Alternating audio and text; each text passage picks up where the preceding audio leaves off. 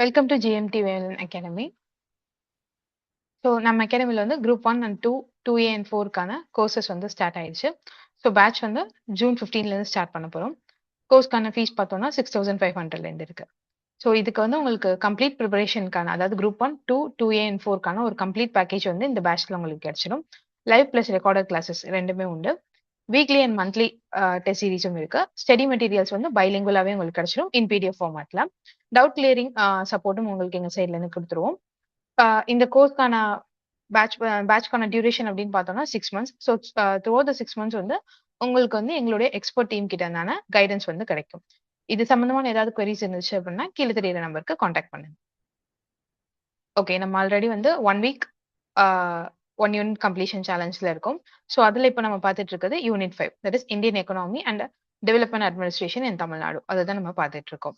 Okay, இந்த Indian economy அப்படிங்கிறதுக்கான weightage பார்த்தோம் அப்படின்னா குரூப் 1 அப்படின்னு எடுத்துக்கிட்டோம்னா மொத்தம் 175 GS கொஸ்டின்ஸ் வரப்போகுது. அதுல 50 வந்து சாலிடா நம்மளுக்கு இந்தியன் எக்கனாமில இருந்தே கிடைக்குது. இந்தியன் எக்கனாமி பிளஸ் டிஎன் அட்மின்ல இருந்து.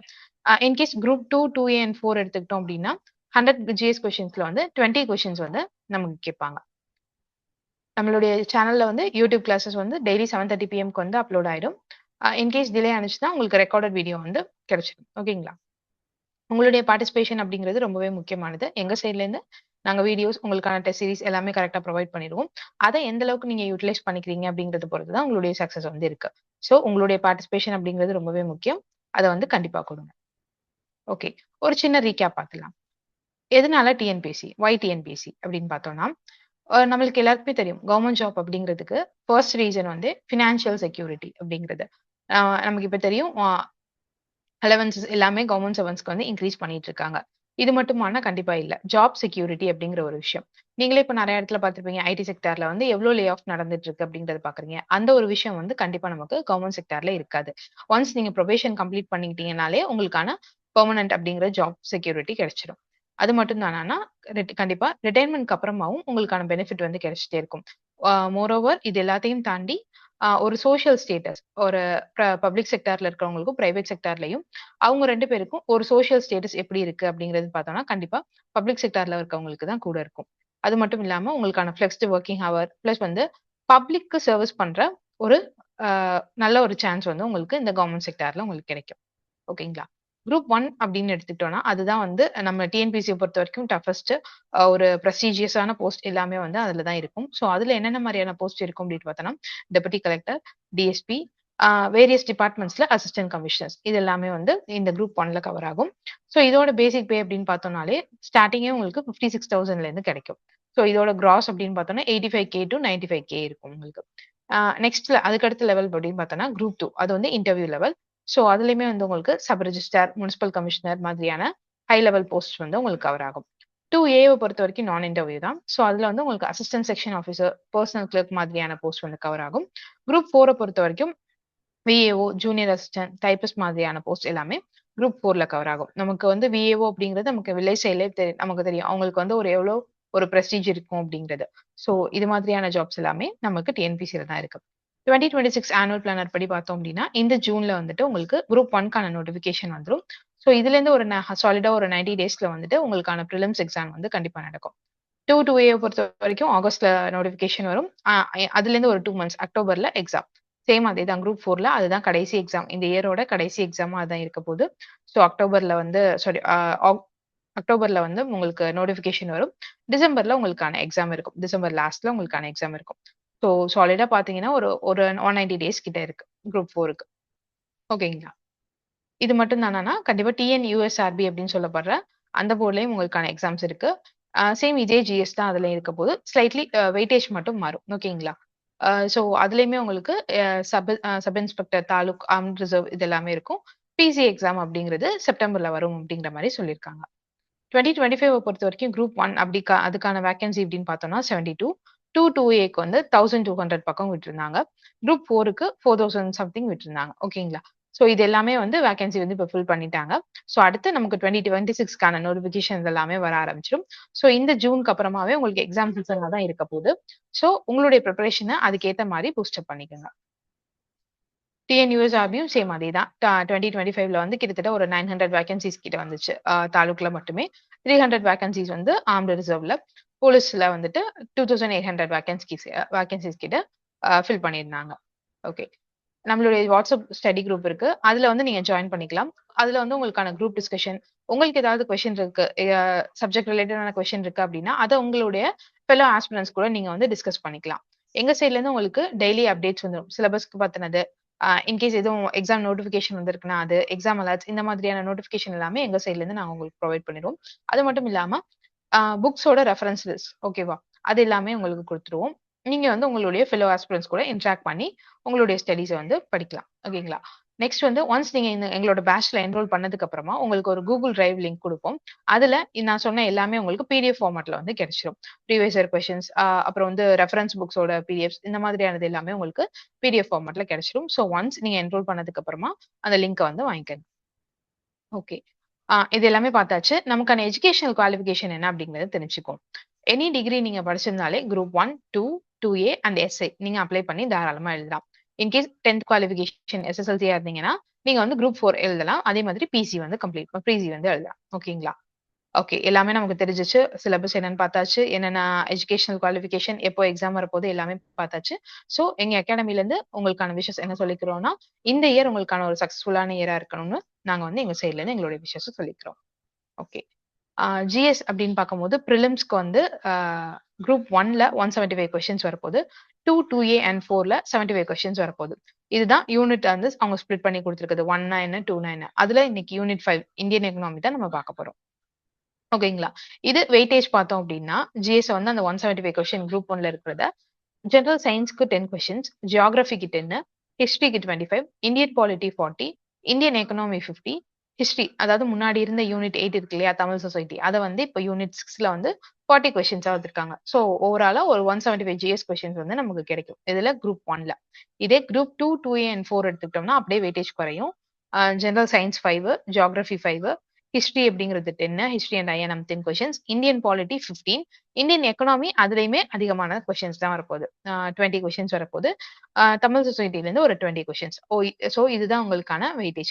இதை பேஸ் பண்ணி உங்களுடைய ப்ரிப்பரேஷன் வந்து வச்சுக்கோங்க. எதுக்கு ப்ரியாரிட்டி குடுக்கணும், எதுக்கு லெஸ் ப்ரியாரிட்டி குடுக்கணும் அப்படிங்கிறத இது மூலமா நீங்க தெரிஞ்சுக்கலாம். ஓகே. 75 175, 75 பார்த்து. ஸோ மிச்சம் இருக்கக்கூடிய 25 கொஸ்டின்ஸ் வந்து ஆப்டிடியூட் அண்ட் மென்டல் எபிலிட்டில இருந்து வரப்போகுது. ஸோ அதுல ஃபர்ஸ்ட் ஆப்டிடியூட் அப்படிங்கிறது 15 கொஸ்டின்ஸ் ஆகும். ரீசனிங்கிறது 10 கொஸ்டின்ஸ் ஆகும் கேட்க போறாங்க. ஸோ நமக்கு ஓவராலா சிலபஸ் பத்தி பார்த்தாச்சு. இதுல இருந்து உங்களுக்கு என்ன தெரியுதுன்னா, நீங்க சோசியல் சயின்ஸ் அப்படிங்கிற சப்ஜெக்ட்ல வந்து உங்களுடைய ஃபோக்கஸ் வந்து வச்சுக்கணும். ஏன்னா ஹிஸ்டரி, ஐஎன்எம், எக்கனாமி, பாலிட்டி இது எல்லாமே உங்களுக்கு சோசியல் சயின்ஸ் அப்படிங்கிறதுல தான் வரப்போகுது. ஸோ அதுல நீங்க அதிகமா கான்சென்ட்ரேட் பண்ணுங்க. ஓகேங்களா?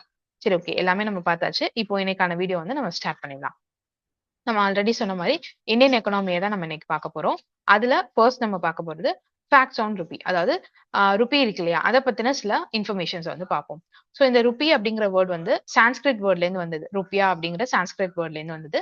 நம்மளுடைய இந்தியன் ருபி அப்படிங்கிறது எப்போல இருந்து நமக்கு இருக்கு அப்படின்னு பார்த்தோம்னா, நம்ம இண்டிபெண்டன்ஸ் வாங்கினதுக்கு அப்புறம் தட் இஸ் 1947ல ஜூலை 1 இருந்து அது வந்து நம்ம யூஸ் பண்ணிட்டு இருக்கோம். அதுக்கான சிம்பிள் வந்து நமக்கு அப்ரூவ் ஆனது. இப்போ இருக்கக்கூடிய இந்த கரண்ட் சிம்பிள் வந்து நமக்கு அப்ரூவ் ஆனது வந்து 2010ல 15th ஜூலைல இருந்து அது அப்ரூவ் ஆனுச்சு. ஸோ அத வந்து நம்ம தமிழ்நாடு சேர்ந்த உதயகுமார் அப்படிங்கிறவர் தான் அத வந்து இந்த சிம்பிள வந்து டிசைன் பண்ணியிருப்பாங்க. ஓகேவா? இது நம்ம ஸ்கூல் புக்ல இருக்கக்கூடிய டேட்டா.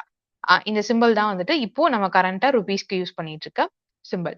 இத இஷ்யூ பண்றது யாரு அப்படின்னு பார்த்தோம்னா, இஷ்யூ பண்ணி ரெகுலேட் பண்றது எல்லாமே நம்மளுடைய சென்ட்ரல் பேங்கான ரிசர்வ் பேங்க் ஆஃப் இந்தியா தான் அத வந்து இஷ்யூ பண்றாங்க. ஓகேவா? காயின்ஸ பொறுத்தவரைக்கும் இந்தியால என்னென்ன காயின்ஸ் இருக்குன்னா, பைசா, ருப்பி, அப்புறம் வந்து ஹை டினாமினேஷன் காயின்ஸ் அதாவது 100, 10 இந்த மாதிரியான ஹை டினாமினேஷன்ஸ் காயின்ஸும் நம்ம கிட்ட இருக்கு. பேங்க் நோட்ஸ பொறுத்தவரைக்கும் அதாவது நம்ம யூஸ் பண்றோம் இல்லையா? Currency notes. அது ஃபர்ஸ்ட்டா வந்து எப்போ இஷ்யூ பண்ணாங்கன்னா, 1861ல இருந்து இஷ்யூ பண்ணாங்க. ஸோ நம்ம ஓவராலா பார்க்கும்போது ருப்பி அப்படிங்கிறது தான் நம்மளோட இந்தியன் எக்கனாமியோட ஒரு ஸ்ட்ரென்த்தாவே இருக்கு. நெக்ஸ்ட் கரன்சி எப்படி எவால்வ் ஆனுச்சு அப்படிங்கிறத பார்க்குறோம். ஃபர்ஸ்ட் ஏன்ஷியன்ட் பீரியட்ல பார்த்தோம். பண்டைய காலத்துல பார்த்தோம் அப்படின்னா, பரிமாற்ற முறை தான் இருக்கு. அதாவது பண்டமாற்று முறைன்னு சொல்லுவாங்க இல்லையா? குட்ஸ வந்து எக்ஸ்சேஞ்ச் பண்ணிக்கிட்டாங்க. என்கிட்ட ஒரு பொருள் இருக்குன்னா, அத வந்து நான் பக்கத்துல இருக்கவங்களுக்கு குடுத்து, அவங்கள்ட்ட இருக்க பொருள வாங்கிக்குவேன். ஏன்னா என்கிட்ட இருக்கிறது அவங்களுக்கு தேவைப்படும். ஸோ இந்த மாரி எக்ஸ்சேஞ்ச் பண்ணி வாங்கிக்கிட்டாங்க. அததான் பார்ட்டர் சிஸ்டம் அப்படின்னு சொல்லுவாங்க. அதுக்கடுத்து கொஞ்சம் கொஞ்சமா எவால்வ் ஆனது தான் பஞ்ச் மார்க்டு காயின்ஸ். அதாவது அதுல ஏதாவது சில முத்திரைகள் இருக்கும். ஓகேவா? அந்த மாதிரியான அச்சிடப்பட்ட நாணயங்கள வந்து 600 பிசில இருந்து 300 பிசி வரைக்கும் அந்த மாதிரியான காயின்ஸ் வந்து யூஸ் பண்ணிட்டு இருக்காங்க. இது எதுக்கு இந்த ஃபர்ஸ்ட் காயின்ஸ் யூஸ் பண்ண ஆரம்பிச்சாங்க அப்படின்னா, ட்ரேடுக்காக அதாவது வணிகத்துக்காக தான் இந்த ஃபர்ஸ்ட் இந்த காயின்ஸ் அப்படிங்கிறத யூஸ் பண்ண ஆரம்பிச்சாங்க. ஓகேவா? அடுத்து காயினேஜ் பை கிங்டம்ஸ் அதாவது அரசர்கள் யூஸ் பண்ண நாணயங்கள். அது பார்த்தோம் அப்படின்னா 300 பிசில இருந்து ஒரு 1200 பிசி வரைக்கும் அத யூஸ் பண்ணிட்டு இருந்தோம்.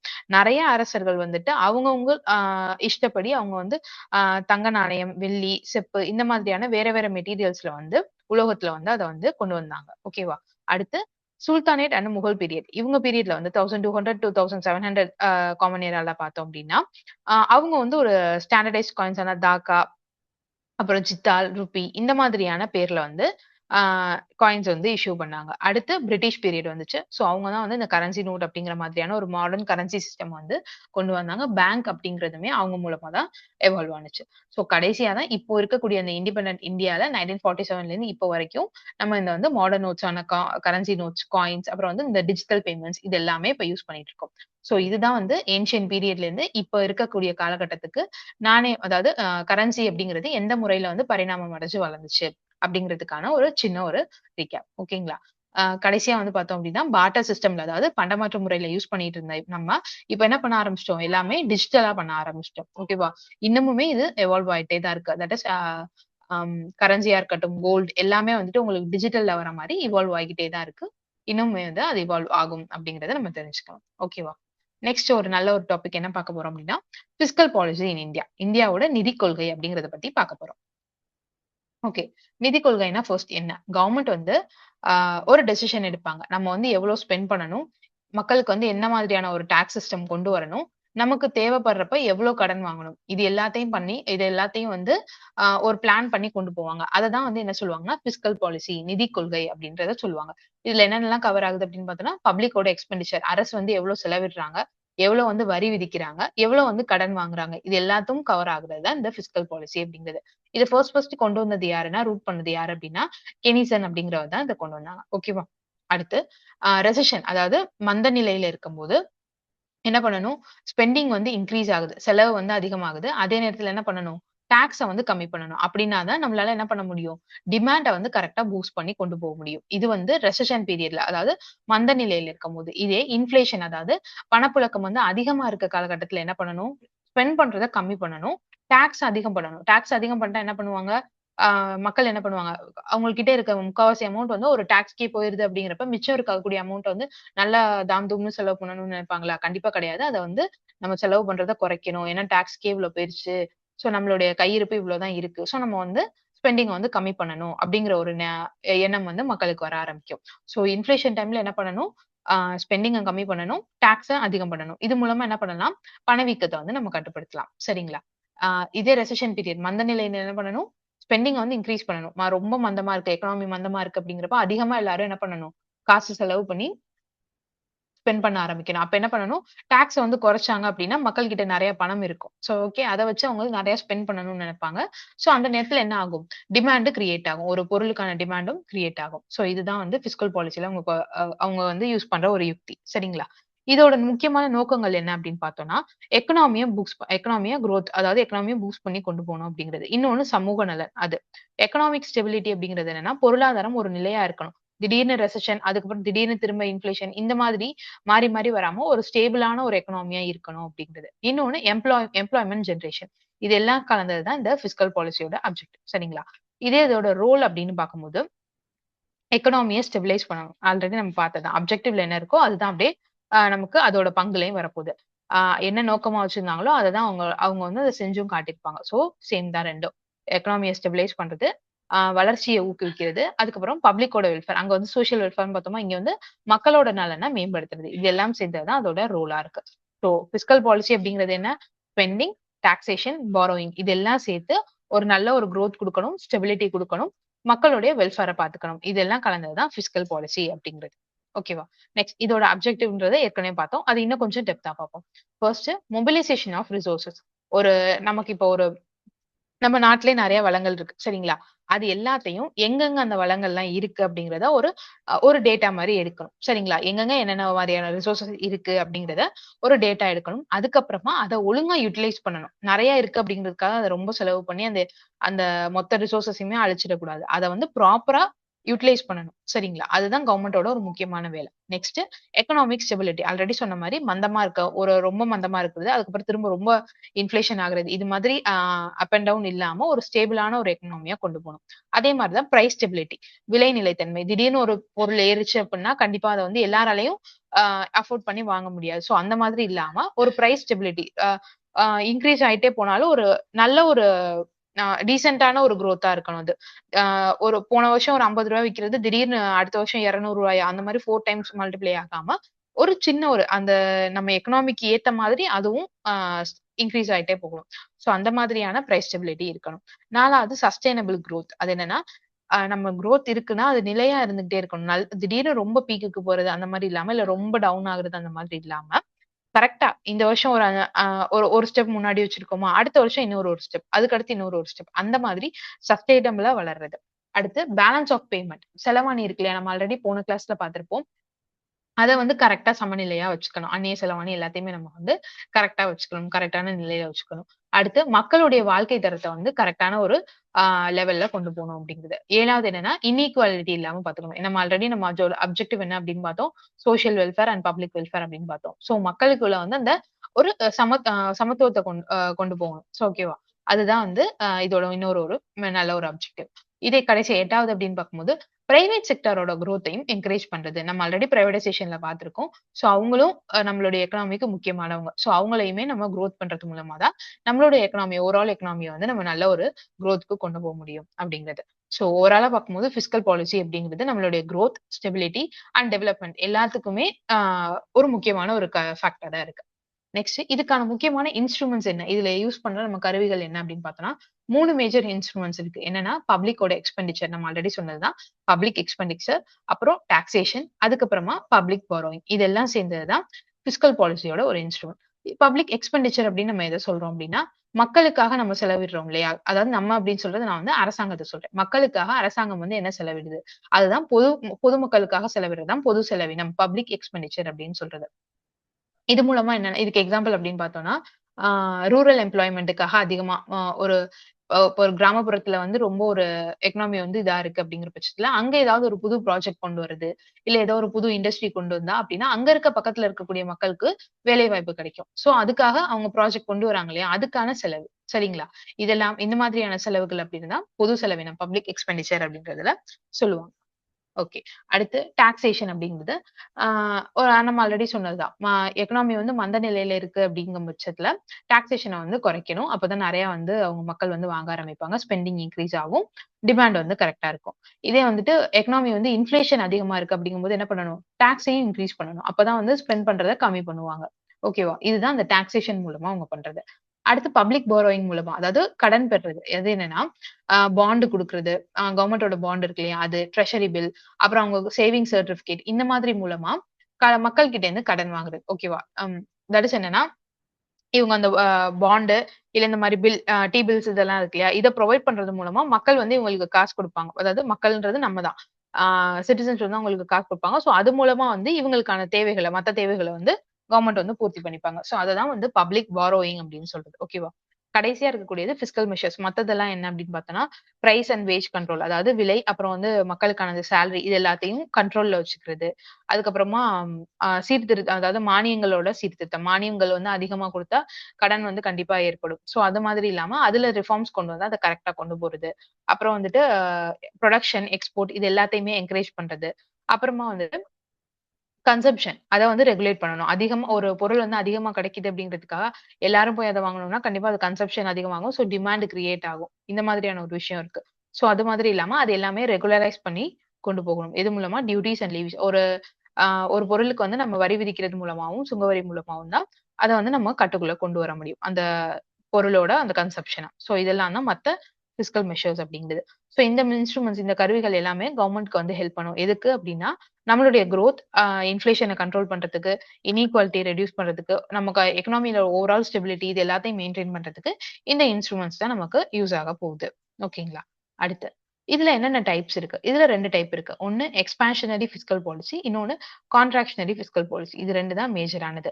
இந்த எக்ஸ்பான்ஷனரில என்ன பண்ண போறாங்க அப்டின்னா, கவர்ன்மென்ட்டோட ஸ்பெண்டிங் வந்து ஹை பண்ணுவாங்க. Higher government spending or lower taxes to stimulate demand.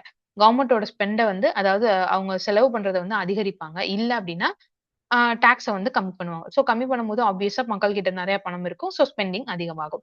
இதே அப்படியே ஆப்போசிட்டா கான்ட்ராக்ஷனரில என்ன பண்ணுவாங்கன்னா, ஸ்பெண்டிங்க கம்மி பண்ணுவாங்க. டாக்ஸ வந்து இன்கிரீஸ் பண்ணுவாங்க. சோ மக்கள் வந்து அதிகமா வாங்க மாட்டாங்க. ஸ்பெண்டிங் வந்து கம்மியாகும். அடுத்து இதோடைய அப்ஜெக்டிவ் அப்படிங்கிறது என்னன்னா, கான்ட்ராக்ட் எக்ஸ்பான்ஷனரியோடது அன்எம்ப்ளாய்மென்ட்ட கம்மி பண்ணணும் அப்படிங்கிறது தான். சரி அதுவும் எக்கனாமிய பூஸ்ட் பண்ணணும். ஜிடிபிய வந்து பூஸ்ட் பண்ணணும் அப்படிங்கிறது. அடுத்து கான்ட்ராக்ஷனரியோட அப்ஜெக்டிவ் அப்படின்னு பார்க்கும்போது, இன்ஃப்ளேஷன கண்ட்ரோல் பண்ணணும். ஏன்னா மக்கள் கிட்ட அதிகமா பணம் இருக்கு. சோ அந்த டயத்துல யூஸ் பண்றது தான் இந்த கான்ட்ராக்ஷனரி சுருக்க நிதி கொள்கை அப்படின்னு சொல்றது. ஓகேங்களா? அடுத்து எந்த டைம்ல இத யூஸ் பண்ணுவாங்க? அதாவது விரிவாக்க நிதி கொள்கைன்னு சொல்லப்படுற இந்த எக்ஸ்பான்ஷனரி பிஸ்கல் பாலிசிய எந்த டைம்ல யூஸ் பண்ணுவாங்கன்னா, நம்ம ஆல்ரெடி பார்த்திருக்கோம். டியூரிங் ரெசெஷன் மந்தநிலை பீரியட்ல பொருளாதார மந்தநிலை இருக்கும்போது, எக்கனாமி வந்து ரொம்ப மெதுவா இருக்கு. ஸ்லோவா இருக்கு அப்படிங்கிற பட்சத்துல தான் இந்த விரிவாக்க நிதி கொள்கையை யூஸ் பண்ணுவாங்க. இதே கான்ட்ராக்ஷனரி அப்படிங்கிறத பார்த்தோம்னா, ஹை இன்ஃப்ளேஷன் இருக்கிற டயத்துலயும், ஓவர் ஹீட்டிங் எக்கனாமி ரொம்ப எக்கனாமி வந்து சூடா இருக்கு. அந்த மாரி இருக்கிற டைம்ல வந்து இந்த சுருக்க நிதி கொள்கையை யூஸ் பண்ணுவாங்க. சோ இதுக்கான எச்சரிக்கை என்ன அப்படின்னு பார்த்தோம்னா, நம்ம அதிகமா நம்ம டாக்ஸ் எல்லாத்தையும் கம்மி பண்றோம். ஸ்பெண்டிங்க ரொம்ப வந்து ஹை பண்றோம் அப்படிங்கிற பட்சத்துல என்ன ஆகும்? இன்ஃப்ளேஷன் ரொம்ப அதிகமாயிரும். சோ டிமாண்ட் வந்து கிரியேட் ஆகும். சோ அத வந்து ரொம்ப அதிகமாகாம நம்ம பார்த்துக்கணும். சேம் அதே தான் இங்கேயும். எல்லாத்தையும் டாக்ஸ வந்து எப்படி சொல்றது? டாக்ஸ் இங்க இன்கிரீஸ் பண்ணிடுறோம். கான்ட்ராக்ஷனரில வந்து டாக்ஸ் இன்கிரீஸ் பண்றோம். ஸ்பெண்டிங் எல்லாம் ரொம்ப கம்மி பண்றோம் அப்படிங்கிற பட்சத்துல என்ன ஆகும்? நெறைய ப்ராஜெக்ட்ஸ் வராமயே போயிரும். சோ இது மூலமா என்ன அன்எம்ப்ளாய்மென்ட் அந்த டைம்ல ஒரு டெம்பரரியான ஒரு அன்எம்ப்ளாய்மென்ட் கிரியேட் ஆகுறதுக்கான ஒரு பாசிபிலிட்டி இருக்கு. சோ அதுவுமே இதுல இருக்க ஒரு டிராபேக் தான். ஓகேவா? சோ கவர்ன்மெண்ட் வந்து அந்த டைம்ல எக்கனாமிக் கண்டிஷன் எப்படி இருக்கு? நம்ம எந்த வந்து நோக்கமா வச்சிருக்கோம் அப்படிங்கிறத பொறுத்து தான் எந்த டைப் ஆஃப் பிஸ்கல் பாலிசிய நம்ம கவர்ன்மெண்ட் வந்து சூஸ் பண்றாங்க அப்படிங்கிறது இருக்கு. சோ கரெக்ட்டான கண்டிஷன வந்து நம்ம அனலைஸ் பண்ணிட்டு, அதுக்கப்புறமா தான் எந்த டைப் வந்து நம்ம எக்கனாமிக்கு தேவைப்படுது அப்படிங்கிறத பார்த்து கவர்ன்மெண்ட் வந்து கொண்டு வரணும். ஓகேங்களா? சரி. இது எல்லாமே நம்ம பார்த்தாச்சு. பிஸ்கல் பாலிசினா நிதி கொள்கை அப்படிங்கிறது நமக்கு தெரிஞ்சுக்கிட்டோம். சோ இதே மாதிரி மானிட்டரி பாலிசி ஒண்ணு இருக்கு. பணவியல் கொள்கை அப்படிங்கிறது. அது எல்லாமே உங்களுக்கு தெரியும். சோ இதுக்கும் அதுக்கும் என்ன வித்தியாசம் அப்படின்னு பார்த்தோம்னா, இந்த பிஸ்கல் பாலிசி அப்படிங்கிறது கவர்ன்மென்ட்டோட பாலிசி ரிலேட்டட் ஆனது. அதாவது கவர்ன்மென்ட் வந்து எவ்வளோ எக்ஸ்பெண்ட் பண்றாங்க, அதாவது ஸ்பெண்ட் பண்றாங்க.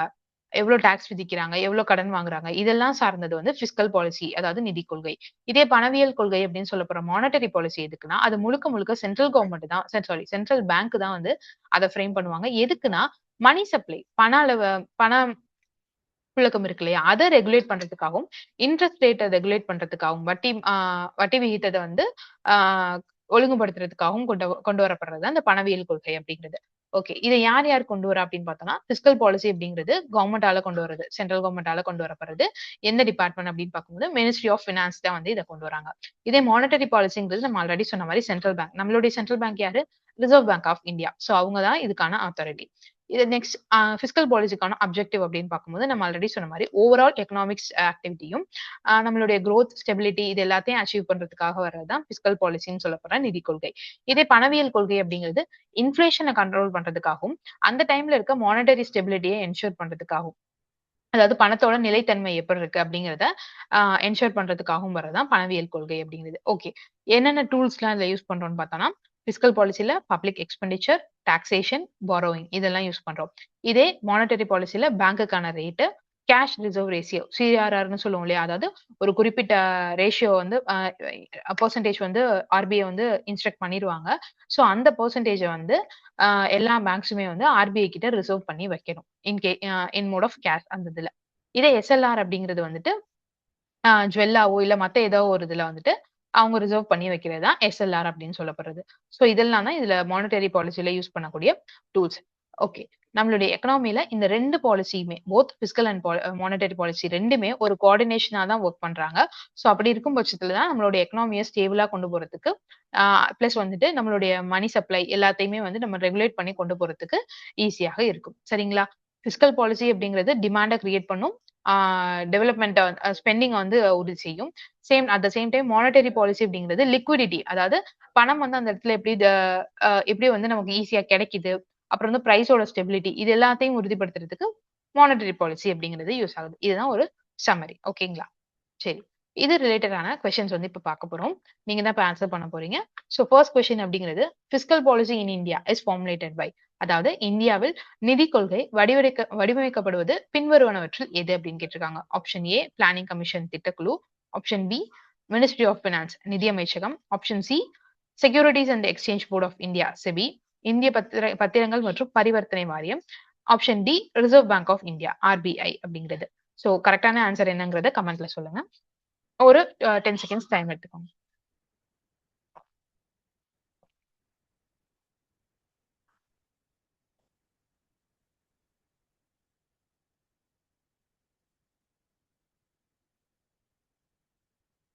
Okay.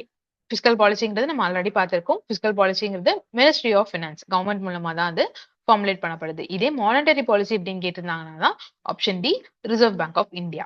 Okay, moving on to the next question. Which of the following is not the instruments of fiscal policy? கொஸ்டினை வந்து கவனமா படிக்கணும். எது இன்ஸ்ட்ருமெண்ட் கேட்டிருக்காங்களா இல்ல இன்ஸ்ட்ருமெண்ட் இல்ல அப்படின்னு கேட்டிருக்காங்க. பின் வருவனவற்றுள் எது நிதி கொள்கையின் கருவி அல்ல அப்படின்னு கேட்டிருக்காங்க. சோ கரெக்டான ஆன்சர் என்ன? கமெண்ட்ல சொல்லுங்க. Option A budget, option B taxation, option C public டெப்ட், ஆப்ஷன் டி பேங்க் ரேட். வரவு செலவு திட்டம், வரி, புதுக்கடன், வங்கி வீதம்.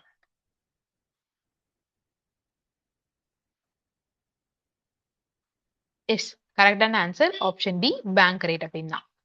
பட்ஜெட்டா இருக்கட்டும், டாக்ஸேஷன், பப்ளிக் டெப்ட் இது எல்லாமே வந்துட்டு பிஸ்கல் பாலிசியோட இன்ஸ்ட்ருமெண்ட் டூல்ஸ் அப்படிங்கறது இப்பதான் நம்ம பார்த்தோம். ஆனா பேங்க் ரேட்டுங்கிறது மானிட்டரி பாலிசியோட ஒரு டூல். ஓகேவா? சரி, கீழே வந்து ஸ்டேட்மெண்ட் கொடுத்திருக்காங்க. இதுல என்ன கேட்டிருக்காங்கன்னா the objectives of fiscal policy or நிதி கொள்கையின் நோக்கங்கள் என்ன அப்படின்னு கேட்டிருக்காங்க. First capital formation, equitable distribution, unemployment, regional balance, மூலதன உருவாக்கம், சமமான பகிர்வு, வேலையின்மை, வட்டார சமநிலை. இதுல வந்து எது வந்து அப்ஜெக்டிவ்ஸ் அப்படின்னு கேட்டிருக்காங்க. கரெக்டான ஆன்சர் என்ன? கமெண்ட்ல சொல்லுங்க.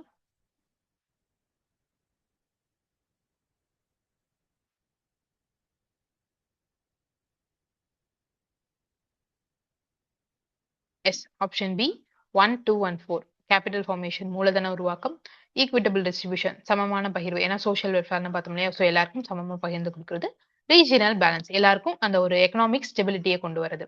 ஸோ இந்த 1, 2, 4 அப்படிங்கிறது தான் கரெக்டான ஆன்சர். ஆப்ஷன் 3 அப்படிங்கிறது சாரி தேர்ட் அன்எம்ப்ளாய்மெண்ட் அப்படிங்கிறது வராது. ஸோ 3 நீங்க நெக்லெக்ட் பண்ணிட்டீங்க அப்படின்னாலே இருக்கக்கூடிய ஒரே ஆப்ஷன் ஆப்ஷன் பி மட்டும் தான். ஓகேங்களா? Okay, super.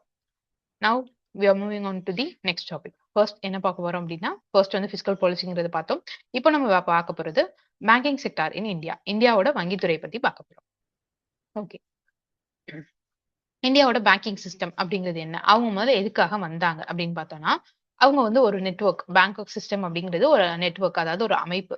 எதுக்கு அவங்கள யூஸ் பண்றோம் அப்படின்னா, அவங்க வந்து ஒரு பேங்கிங் ஃபங்க்ஷன்ஸ் கொடுக்கறதுக்காகவும், அதாவது நமக்கான வங்கிகளுக்கான சேவை, வங்கி சேவைகளை வந்து மக்களுக்கு வழங்குறதுக்காகவும், அது சம்பந்தமான ஆஹ் எப்படி சொல் அது சம்பந்தமான வேலைகள் எல்லாம் செய்யறதுக்காக வந்தது அந்த பேங்கிங் அப்படிங்கிற ஒரு விஷயம். இதோட ஃபங்க்ஷன்ஸ் என்னென்ன அப்படின்னு பார்த்தோம்னா, ஃபர்ஸ்ட் வந்து அவங்க டெபாசிட் அக்செப்ட் பண்ணுவாங்க. மக்கள் வந்து சேமிச்சு வச்சிருக்க காசை வந்து அவங்களே வச்சிருக்காம அதை போய் பேங்க் கிட்ட கொடுக்கும்போது அவங்க ஒரு இன்ட்ரெஸ்ட் போட்டு அந்த இன்ட்ரெஸ்டோட சேர்த்து திரும்ப நமக்கு கொடுப்பாங்க. ஸோ நம்மளுடைய காசை வந்து இன்னும் பெருக்கிறதுக்காக மக்கள் வந்து டெபாசிட் பண்ணணும் அப்படின்னு நினைச்சு அவங்க கிட்ட போய் டெபாசிட் பண்றாங்க. ஸோ இது ஒரு முக்கியமான ஃபங்க்ஷன்.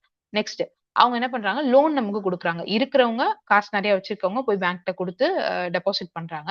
இல்லாதவங்க என்ன பண்றாங்க, அவங்கள்ட்ட போய் கடன் வாங்கிக்கிறாங்க. ஸோ அவங்க வந்து என்ன பண்றாங்க, தே ப்ரொவைட் லோன்ஸ்.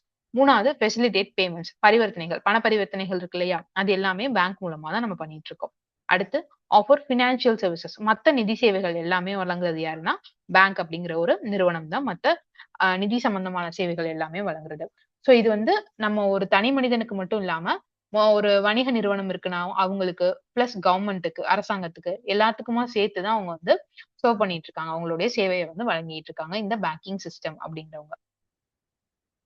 ஓகேங்களா? இது உங்களுக்கு கிளியரா இருக்கும். சரி, அடுத்து பேங்க் அப்படிங்கிற ஒண்ணு வேற எதுக்காக நம்ம யூஸ் பண்றோம் அப்படின்னு பார்த்தோம்னா, ஒரு பேங்க் அப்படிங்கிறது ஒரு பினான்சியல் இன்டர்மீடியரி, அதாவது இடைத்தரகராகவும், அவங்க நிதி இடைத்தரகராகவும் இருக்காங்க. எப்படி அப்படின்னா, இப்போ ஒரு ஒரு இந்த பிக்சர்ல நீங்க பார்த்தீங்க அப்படின்னா, ஒரு ஹவுஸ் ஹோல்டர் இருக்காங்க. அவங்க வந்து அதிகமா சர்ப்ளஸ் ஃபண்ட் வந்து வச்சிருக்காங்க. நெறைய பணம் வச்சிருக்காங்க. நெறைய சேமிச்சு வச்சிருக்காங்க அப்படிங்கிறத, அது அவங்களுக்குள்ளேயே வச்சிருந்தாங்கன்னா, அது அந்த பணத்தோட வேல்யூ வந்து அதிகரிக்குமா? கண்டிப்பா இல்ல. அதுக்கு பெருசா எப்படி சொல்றது? அது வந்து இன்னும் பன்மடங்கா அத வந்து நம்ம அவங்க மல்டிப்ளை பண்ண முடியாது. சோ அவங்க என்ன பண்றாங்க? ஓகே அப்படின்னு சொல்லிட்டு பேங்க்குக்கு வந்து நம்ம இன்வெஸ்ட் பண்ணுவோம். ஸோ இன்வெஸ்ட் பண்ணோம் அப்படின்னா பேங்க்ல போய் நம்ம டெபாசிட் பண்ணோம் அப்படின்னா அவங்க சம் இன்ட்ரெஸ்ட் நமக்கு குடுப்பாங்க.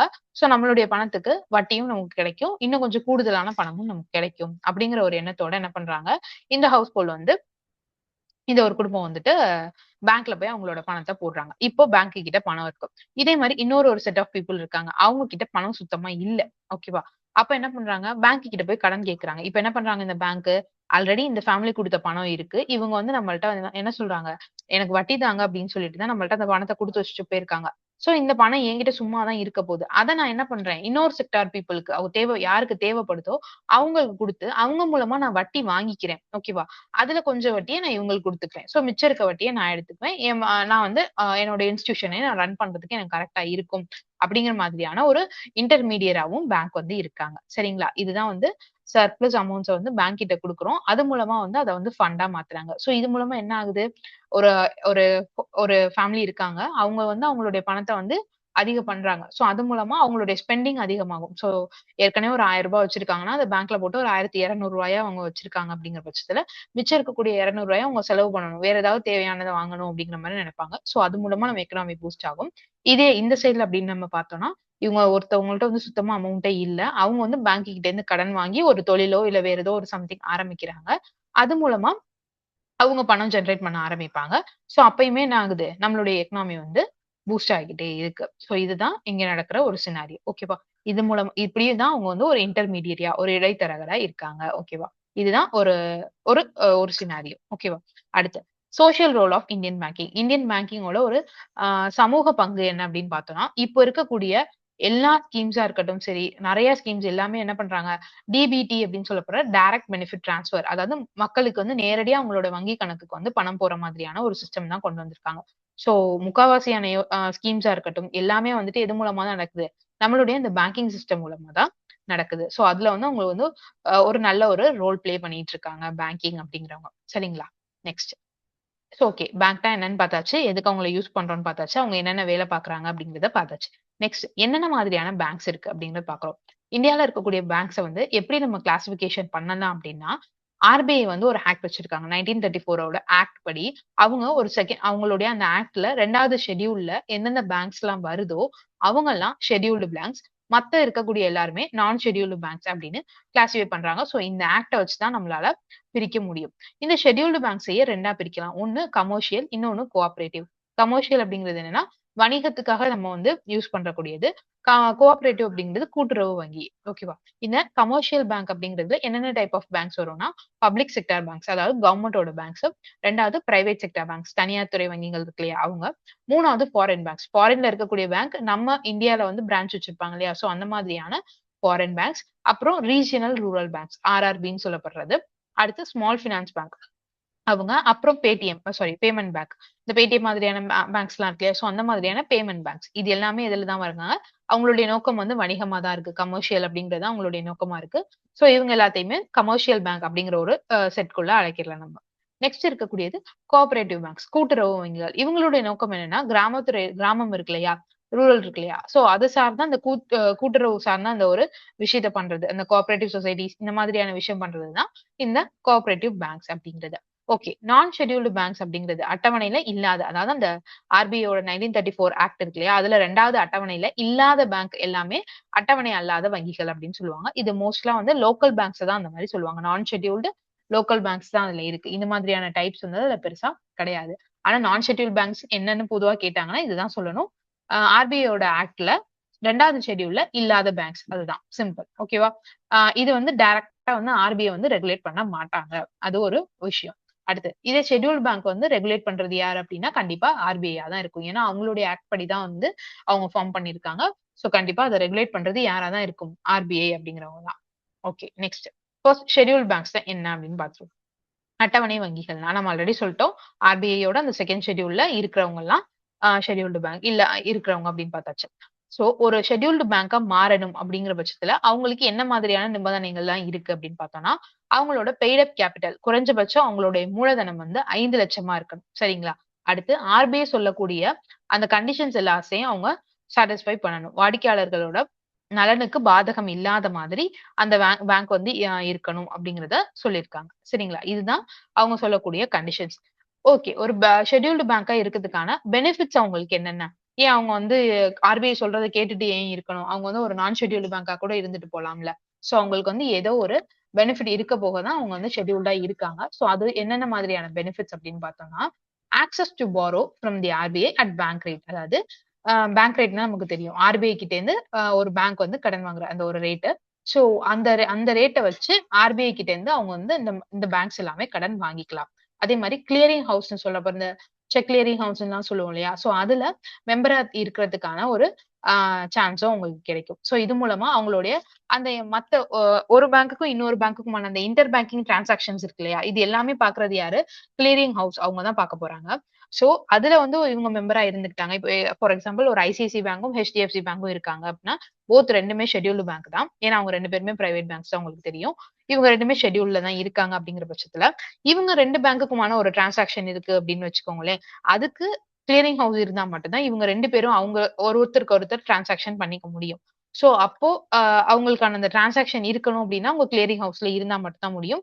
சோ அப்படி இருக்கணும்னா உங்களுக்கு என்ன கண்டிஷன்? ஷெட்யூல்டு பேங்கா இருந்தா மட்டும் தான் உங்களால பண்ண முடியும். சோ இது ஒரு அவங்களுக்கான ஒரு பெனிஃபிட். இன்னொன்னு என்னன்னா, eligibility to rediscount first class exchange bills with the RBI. Reserve bank கூட அந்த பில்ஸ் இருக்கு இல்லையா? அத எக்ஸ்சேஞ்ச் பண்றதுக்கான ஒரு எலிஜிபிலிட்டியும் உங்களுக்கு கிடைக்கும். அது ஒரு பெனிஃபிட். 4வது பப்ளிக்கோட கான்ஃபிடன்ஸ் வந்து அவங்க வந்து பப்ளிக்கோட நம்பிக்கைய வந்து அவங்க சம்பாரிப்பாங்க. எப்படின்னா, இவங்க வந்து இந்த பேங்க்க வந்து ஆர்பிஐயே வந்து டைரக்ட்டா ரெகுலேட் பண்றாங்க. சோ நம்மளுடைய இது வந்து நம்மளுடைய பணம் வந்து பத்திரமா தான் இருக்கும் அப்படிங்கிற ஒரு நம்பகத்தன்மை வந்து ஆ மக்களுக்கு வந்து ஏற்படும். சரிங்களா? இதெல்லாம் தான் ஷெட்யூல்டு பேங்கா இருக்கிறதுக்கான ஒரு பெனிஃபிட்ஸ்.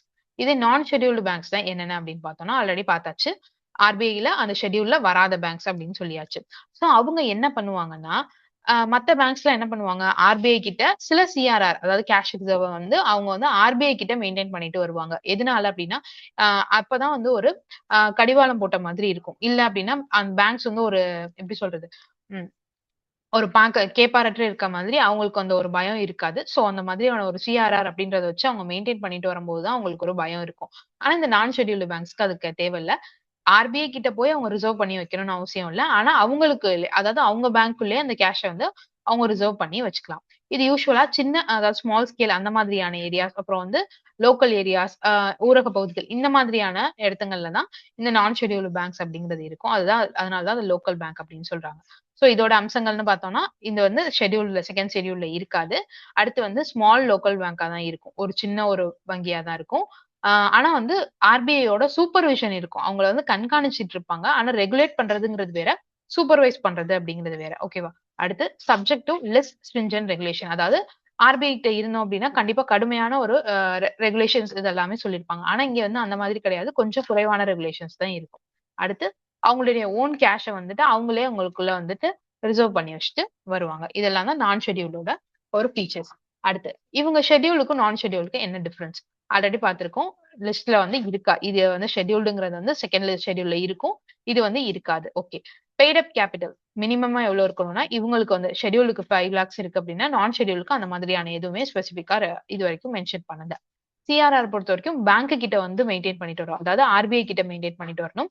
இவங்க அவங்களுக்குள்ளயே மெயின்டெயின் பண்ணிக்கலாம். அடுத்து ஆர்பிஐ கிட்ட இருந்து வாங்க முடியுமா அப்படின்னா, கண்டிப்பா ஆர்பிஐ கிட்ட இருந்து இவங்களால ஷெட்யூல்டால கடன் வாங்க முடியும். நான் ஷெட்யூல்டால இன் இன் எமர்ஜென்சி சிச்சுவேஷன்ல மட்டும் தான் வாங்க முடியும். எல்லா டைமும் வாங்க முடியாது. ஓகேவா? அடுத்து கிளியரிங் ஹவுஸ் மெம்பர்ஷிப் அப்படிங்கிறது இவங்களுக்கு தானாகவே கிடைச்சிடும். ஆனா, இவங்க வந்து அதுக்கு எலிஜிபிள் கிடையாது. சூப்பர்விஷன் அவங்களுடைய மேற்பார்வை அப்படின்னு பார்த்தோம்னா, ரெகுலேட் பண்றது ஆர்பிஐயா இருக்கும். அந்த அளவுக்கு இவங்களுக்கு ரெகுலேஷன் இருக்காது. யாருக்கு? நான் ஷெட்யூல்டுக்கு. எக்ஸாம்பிள் பார்க்க போனோம் அப்படின்னா, ஆ ஷெட்யூல்ட பொறுத்தவரைக்கும் SBI, HDFC, Punjab national bank இந்த மாதிரியான பேங்க்ஸ் எல்லாமே ஷெட்யூல்ல தான் வருது. நான் ஷெட்யூல்டுன்னு பார்க்கும்போது லோக்கல் ஏரியா பேங்க்ஸ், சின்ன யுசிபி, அர்பன் கோஆப்பரேட்டிவ் பேங்க் இந்த மாதிரியானது எல்லாமே நான் ஷெட்யூல்டுக்குள்ள வருது. ஓகேங்களா? ஆ முக்காவாசி நம்ம இந்தியால ஆப்பரேட் பண்ணக்கூடிய முக்காவாசியான பேங்க்ஸ் வந்து ஷெட்யூல்டா தான் இருக்கு. ஆ நான் ஷெட்யூல்டுங்கிறது ரொம்ப ஃபியூ தான். ஓகேங்களா? சரி. இப்போ பேங்கிங் சிஸ்டம் அப்படிங்கிறத பார்த்தாச்சு. ஆ என்னென்ன மாதிரியான பேங்க்ஸ் இருக்கு, என்னென்ன கிளாசிஃபிகேஷன் இருக்கு அப்படிங்கிறத நம்ம பார்த்துட்டோம். ஓகே. நெக்ஸ்ட் அதோட ஸ்ட்ரக்சர் என்ன அப்படின்னு பார்த்தோம்னா, இது வந்து ஒரு மல்டி லேயர். நம்ம ஆல்ரெடி சொன்ன மாரி நெறைய லேயர்ஸ் இருக்கு இதுல. ஏன்னா நிறைய செட் ஆஃப் பேங்க்ஸ் இருக்கு. பப்ளிக், பிரைவேட், கோஆபரேட்டிவ் அந்த மாதிரி நிறைய செட் ஆஃப் பேங்க்ஸ் இருக்கு. ஸோ இது வந்து என்னது ஒரு மல்டி லேயர்ட் அப்படின்னு சொல்றது. இதோட டாப்ல யார் இருக்க போறா, அந்த ஹைரார்கியோட டாப்ல யார் இருக்க போறா அப்படின்னு பார்த்தோம்னா ரிசர்வ் பேங்க் ஆஃப் இந்தியா அவங்க தான் இருக்க போறாங்க. அவங்க தான் வந்து இந்த என்டையர் பேங்கிங் சிஸ்டமுக்கும் ஒரு ரெகுலேட்டராகவும் கார்டியனாவும் இருக்க போறாங்க. சரிங்களா? ஆர்பிஐ அப்படிங்கறத நம்ம சொன்ன மாதிரி regulator and guardian of the banking system. So அவங்களுக்கு கீழே வரக்கூடிய இந்த இன்ஸ்டிடியூஷன்ஸ்லாம், அந்த பேங்கிங் சிஸ்டம்ல இருக்கக்கூடிய இன்ஸ்டிடியூஷன்ஸ் தான் முக்கிய நிறுவனங்கள்லாம் என்ன அப்படின்னு பார்த்தோம்னா நம்ம ஆல்ரெடி சொன்ன மாதிரி commercial bank, cooperative bank, RRB, அப்புறம் small finance bank, payment bank, foreign bank, urban cooperative, அப்புறம் லோக்கல் ஏரியா பேங்க், இது எல்லாமே ஆர்பிஐ கீழே தான் செயல்பட்டு வருது. ஸோ இந்தியன் பேங்கிங் சிஸ்டம் அப்படிங்கிறது ஒரு மல்டி லேயர், பல அடுக்குகளை கொண்டது. ஸோ இவங்க எல்லாம் சேர்ந்துதான் நம்மளுடைய அர்பன் அண்ட் ரூரல் இந்தியாவுக்கு தேவையான நிதி தேவைகளை வந்து பூர்த்தி செஞ்சுட்டு வராங்க. ஓகே, நெக்ஸ்ட் நம்ம பார்க்க போறது ஆர்பிஐ, சென்ட்ரல் பேங்கை பத்தி நம்ம பார்க்க போறோம். ஆர்பிஐ அப்படிங்கிறது எஸ்டாப்ளிஷ் ஆனது எப்போ அப்படின்னா 1935ல தான் அவங்க எஸ்டாப்ளிஷ் பண்ணாங்க. ஸோ இவங்க தான் ஒரு நம்மளுடைய சென்ட்ரல் பேங்க் ஆஃப் இந்தியா. இவங்க தான் வந்து நம்மளுடைய மானிட்டரி பாலிசி எல்லாத்தையுமே இவங்க தான் வந்து பார்த்துட்டு இருக்காங்க. ரெகுலேட் பண்ணி சூப்பர்வைஸும் பண்ணிட்டு இருக்காங்க. நம்மளுடைய எல்லா பினான்சியல் இன்ஸ்டிடியூஷன்ஸ் இப்ப பார்த்த எல்லா நிதி நிறுவனங்களையும் யார் வந்து சூப்பர்வைஸ் பண்ணி ரெகுலேட் பண்றா அப்படின்னா நம்மளுடைய சென்ட்ரல் பேங்கான ஆர்பிஐ. ஓகேவா? இவங்களோட முக்கியமான ஃபங்க்ஷன்ஸ் அப்படின்னு பார்க்கும்போது மானிட்டரி பாலிசி ஃபார்முலேட் பண்ணுவாங்க. ஸோ அது மூலமா பிரைஸ் ஸ்டெபிலிட்டி அண்ட் எக்கனாமியோட பொருளாதாரத்தோட வளர்ச்சியை வந்து உறுதிப்படுத்துவாங்க. அடுத்து பேங்கிங்கோட ஆபரேஷன்ஸ் எல்லாத்தையும் ரெகுலேட் பண்ணி சூப்பர்வைஸ் பண்ணுவாங்க, ஒழுங்குபடுத்துவாங்க. கிரெடிட் அண்ட் லிக்விடிட்டியை வந்து என்ஷூர் பண்ணுவாங்க. அடுத்து கரன்சி இஷ்யூ பண்றது எல்லாம் இவங்களோட வேலை தான்.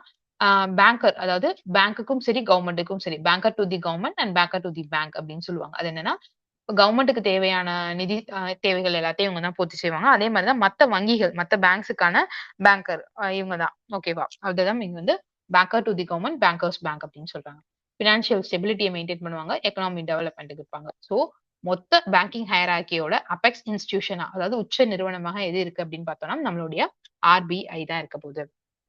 ஓகே, நெக்ஸ்ட் கமர்ஷியல் பேங்க்ஸ் என்ன, வணிக வங்கிகள்னா என்ன? நம்ம ஆல்ரெடி பார்த்த மாதிரி public sector, private, foreign bank, RRB இந்த மாதிரியானது எல்லாமே வந்து இதுல தான் கவர் ஆக போகுது, இந்த கமர்ஷியல்ல தான் கவர் ஆக போகுது. ஸோ இவங்களோட முக்கியமான நோக்கம் என்ன? வணிகம் அப்படிங்கிறது தான் முக்கியமான நோக்கம். ஸோ லாப நோக்கத்தோட ஆரம்பிக்கப்பட்டதுதான் இந்த நிறுவனங்கள். ஸோ இந்த நிறுவனங்கள்ல நமக்கு என்னென்னலாம் கிடைக்கும் அப்படின்னா accept deposits and extend loan, அதாவது மக்கள் கிட்ட இருந்து டெபாசிட்ஸ் வாங்கிக்குவாங்க. ஸோ அவங்களுக்கு லோனும் ப்ரொவைட் பண்ணுவாங்க.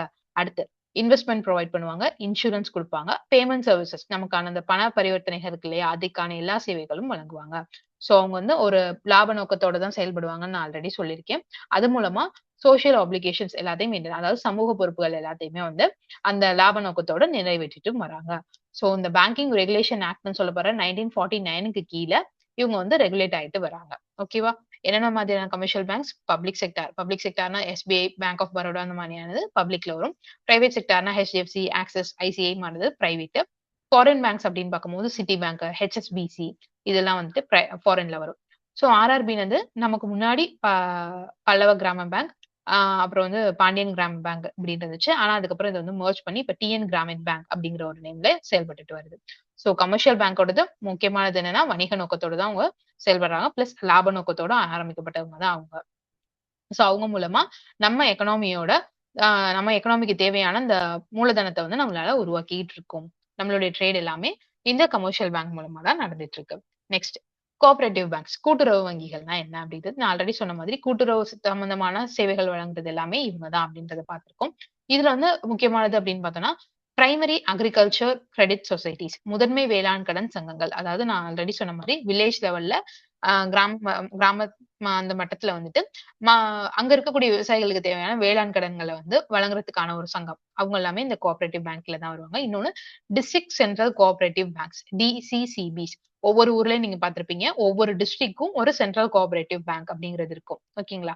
அது அந்த மாவட்ட லெவல்ல செயல்பட்டு வரும், மாவட்ட அளவுல செயல்பட்டு வரும். அடுத்து ஸ்டேட் கோஆபரேட்டிவ் பேங்க்ஸ் அப்படிங்கிறது ஒட்டுமொத்த ஸ்டேட்டுக்குமான ஒரு அபெக்ஸ் இன்ஸ்டிடியூஷனா அவங்க தான் இருப்பாங்க. ஓகே, இந்த கூட்டுறவு வங்கிகள் மூலமா நம்ம இந்தியாவோட வேளாண் நிதி, கிராமப்புற வளர்ச்சி இது எல்லாத்துக்குமான ஒரு முக்கிய பங்கு யார் தான் வகிச்சிட்டு இருக்கா? இந்த கூட்டுறவு வங்கிகள்னு சொல்லப்படுற கோஆபரேட்டிவ் பேங்க்ஸ் தான். அடுத்து டெவலப்மெண்ட் பேங்க்ஸ், வளர்ச்சி வங்கிகள். இவங்க வந்து டிஎஃப்ஐஸ் அப்படின்னு சொல்லுவோம். இல்ல அப்படின்னா டேர்ம் லெண்டிங் இன்ஸ்டிடியூஷன்ஸ், டிஎல்ஐ அப்படின்னு சொல்லுவாங்க. இவங்க என்ன பண்ணுவாங்கன்னா லாங் டேர்ம் கேபிட்டல் ப்ரொவைட் பண்ணுவாங்க, அதாவது நீண்ட கால நிதி வழங்குவாங்க. இது வந்து ஒரு ப்ரீவியஸ் இயர் கொஸ்டினா கேட்டிருக்காங்க நம்ம டிஎன்பிசில கொஸ்டின்ல. டெவலப்மெண்ட் பேங்க்ஸ் வந்து என்ன மாதிரியான கடன் வழங்குவாங்க அப்படின்னு கேட்காங்க. ஸோ லாங் டேர்ம் லோன்ஸ் வந்து அவங்க கொடுப்பாங்க அப்படிங்கிறது தான் கரெக்டான ஆன்சர். இவங்களோட ஃபங்க்ஷன்ஸ்னு பார்த்தோம்னா நான் ஆல்ரெடி சொன்ன மாதிரி லாங் டேர்ம் லோன்ஸ் கொடுப்பாங்க இண்டஸ்ட்ரீஸ்க்கு, அப்புறம் வந்து இன்ஃப்ராஸ்ட்ரக்சர் ப்ராஜெக்ட் இந்த மாதிரியானதுக்கு நீண்ட கால கடன்கள் வழங்குவாங்க. அதே மாதிரி இது கடன் வழங்குறது மூலமா என்ன ஆகும், ஆண்டர்பிரினர்ஷிப் அதிகமாகும். அதாவது தொழில் முனைவோரா மாற்றுறதுக்கான அந்த ஒரு அமைச்சு கொடுப்பாங்க. இண்டஸ்ட்ரியலைசேஷனும் அது மூலமா ப்ரொமோட் ஆகும். அதே மாதிரி கமர்ஷியல் பேங்க்ஸ்னால விடப்பட்ட அந்த கேப்ஸ் இருக்கு இல்லையா, அதாவது அவங்க வந்து லாங் டேர்மா அவங்க வந்து அந்த ஒரு கேப்பை வந்து இவங்க ஃபில் பண்ணி தருவாங்க. அவங்களால பண்ண முடியாததை இவங்க பண்ணுவாங்க அப்படிங்கிறது தான் கரெக்ட். ஓகேங்களா? இதுக்கான எக்ஸாம்பிள் அப்படின்னு பார்த்தோம்னா ஐஎஃப்சிஐன்னு சொல்லப்படுற industrial finance corporation of India, IDBI industrial development bank of India, NABARD national bank for agricultural and rural development, EXIM bank export import bank of India, இவங்க எல்லாமே ஒரு டெவலப்மெண்ட் பேங்க்ஸ் அப்படிங்கிறதுக்கு கீழே தான் வருவாங்க.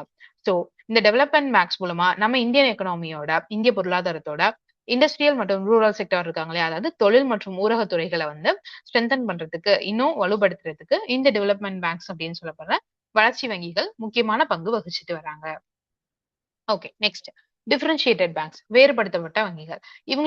இவங்களுடைய நோக்கம் என்ன அப்படின்னு பார்த்தோம்னா இனோவேஷன் அண்ட் இன்க்ளூஷன், அதாவது புதுமையையும் நிறைய மக்களை உள்ளடக்கணும் அப்படிங்கிற ஒரு நோக்கத்துக்காக ஆர்பிஐ கொண்டு வந்த ஒரு கான்செப்ட் தான் இந்த டிஃபரன்ஷியேட்டட் பேங்க்ஸ் அப்படிங்கிறது. இந்த பேங்க் அப்படிங்கறத வந்து ரெக்கமெண்ட் பண்ண கமிட்டி யாருன்னா நச்சிகேட் மூர் கமிட்டி. அவங்களுடைய ரிப்போர்ட் வந்து 2013 வெளியானது. ஓகேவா? இந்த டிஃப்ரெண்ட் டைப்ஸ் ஆஃப் பேங்க்ஸ் இருக்கு. இந்த டிஃபரன்ஷியேட்டட் பேங்க்ஸ் என்ன அப்படின்னு பார்த்தோம்னா, ஃபர்ஸ்ட் நம்ம ஆல்ரெடி பார்த்த மாதிரி பேமெண்ட் பேங்க். இவங்க எதுக்காகனா ஸ்மால் சேவிங், அப்புறம் சின்ன சின்ன பரிவர்த்தனைகள் இந்த மாதிரியானதை பண்றதுதான் இந்த பேமெண்ட் பேங்கோட வேலை. ஆனா இவங்களால கடன் வழங்க முடியுமானா முடியாது. இதுக்கான எக்ஸாம்பிள்ஸ் பார்த்தோம்னா பேடிஎம் பேமெண்ட் பேங்க், அப்புறம் இந்தியா போஸ்ட் பேமெண்ட் பேங்க், இவங்க எல்லாமே இந்த பேமெண்ட் பேங்க் கீழே வர்றவங்க. நெக்ஸ்ட் இன்னொரு டைப் என்ன அப்படின்னா ஸ்மால் பினான்ஸ் பேங்க்னு சொல்லப்படுற எஸ்எஃபிஸ். ஓகேவா? அவங்களுடைய வேலை என்ன அப்படின்னா பிசினஸ் எல்லாம் இருக்காங்க, ஸ்மால் பிசினஸ் பண்றவங்க, அப்புறம் வந்து கம்மியான வருமானம் இருக்கக்கூடிய குரூப்ஸ், அவங்க எல்லாத்துக்கும் நிதி சேவைகள் வழங்குறது தான் இந்த ஸ்மால் பினான்ஸ் பேங்கோட வேலை. இதுக்குள்ள என்னென்ன மாதிரியானதுலாம் ஏயு ஸ்மால் பினான்ஸ் பேங்க், அப்புறம் உஜ்வான் ஸ்மால் பினான்ஸ் பேங்க்ஸ், இவங்கெல்லாம் இதுல வந்து வரக்கூடிய எக்ஸாம்பிள்ஸ். ஓகேங்களா? அடுத்து இதோட முக்கியத்துவம் அப்படின்னு பார்க்கும்போது இந்த வங்கிகள் மூலமா சேவைகள் குறைவாக கிடைக்கப்பெற்ற மக்களுக்கு அதிகாரப்பூர்வ நிதி அமைப்புகளும் நிதி உள்ளடக்கத்தையும் இலக்காக கொண்டு ஆரம்பிக்கப்பட்டதுதான் இந்த டிஃபரன்ஷியேட்டட் பேங்க்ஸ் சொல்லப்படுற வேறுபடுத்தப்பட்ட வங்கிகள். ஓகே, அடுத்து நான் banking financial companies, NBFCs.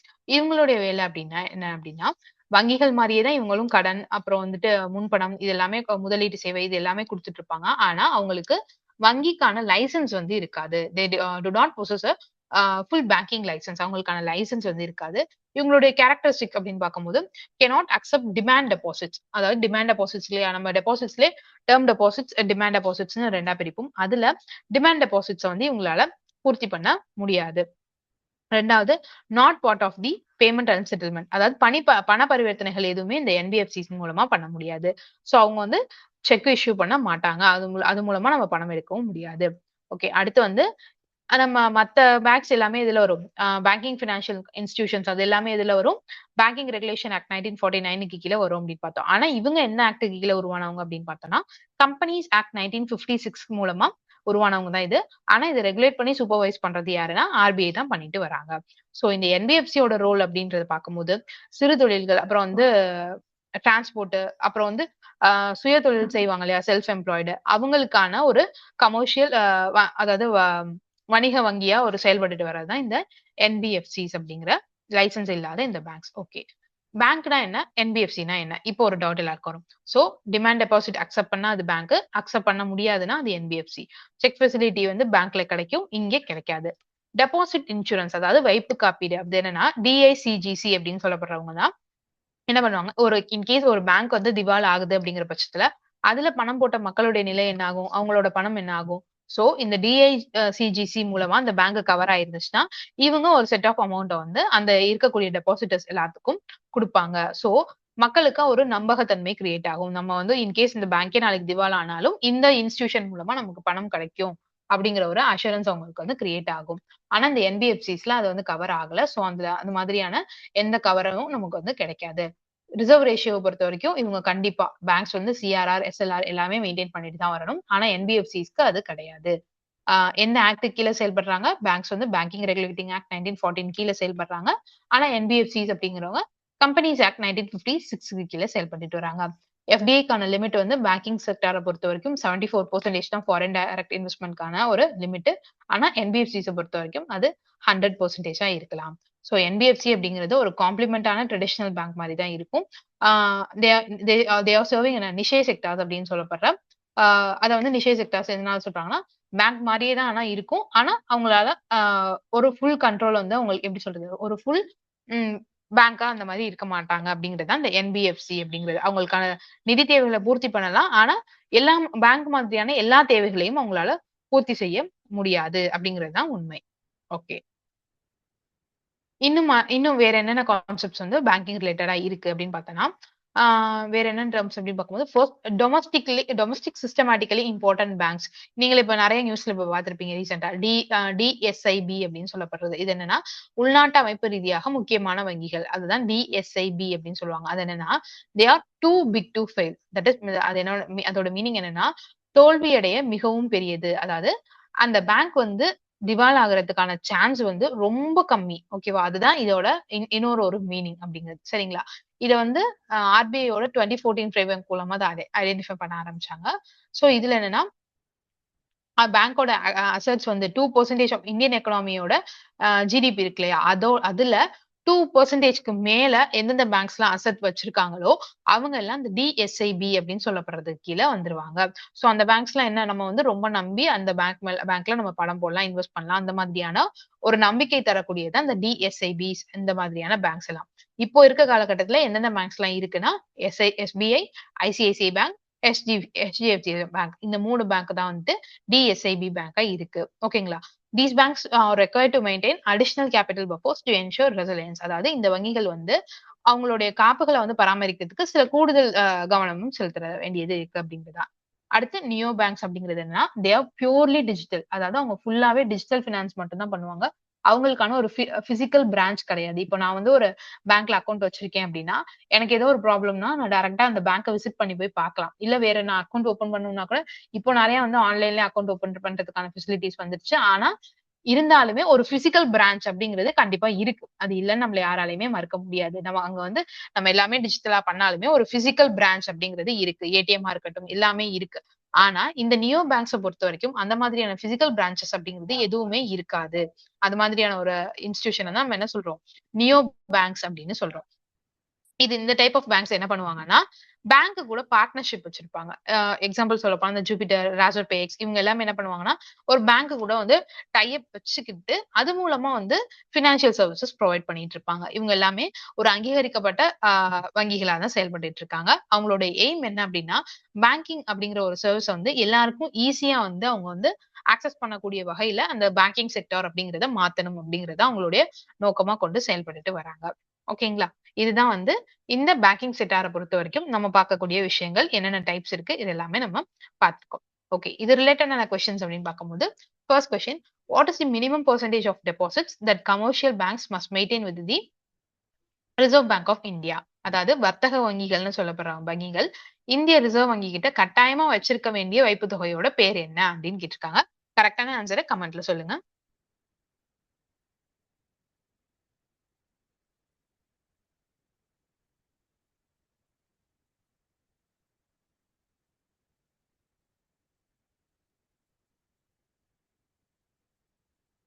Okay, option B cash reserve ratio, பண கையிருப்பு வீதம் அப்படிங்கிறது தான் கரெக்டான ஆன்சர். இதுதான் வந்துட்டு என்னது பேங்க்ஸ் வந்து கட்டாயமா வந்து ரிசர்வ் பேங்க் கிட்ட வச்சிருக்கக்கூடிய ஒரு ரேஷியோ. சரிங்களா? Repo rate, bank rate, SLR இது எல்லாமே வேற. கேஷ் ரிசர்வ் ரேஷியோ அப்படின்னு சொல்லப்படுற சிஆர்ஆர் அப்படிங்கிறத கரெக்டான answer. Okay, next, which organisation is responsible for ensuring bank deposits in India? இந்தியால வங்கி வைப்புகளுக்கு காப்பீடு வழங்கும் நிறுவனம் இது. கரெக்டான ஆன்சரை ஆப்ஷன்ல கமெண்ட்ல சொல்லுங்க.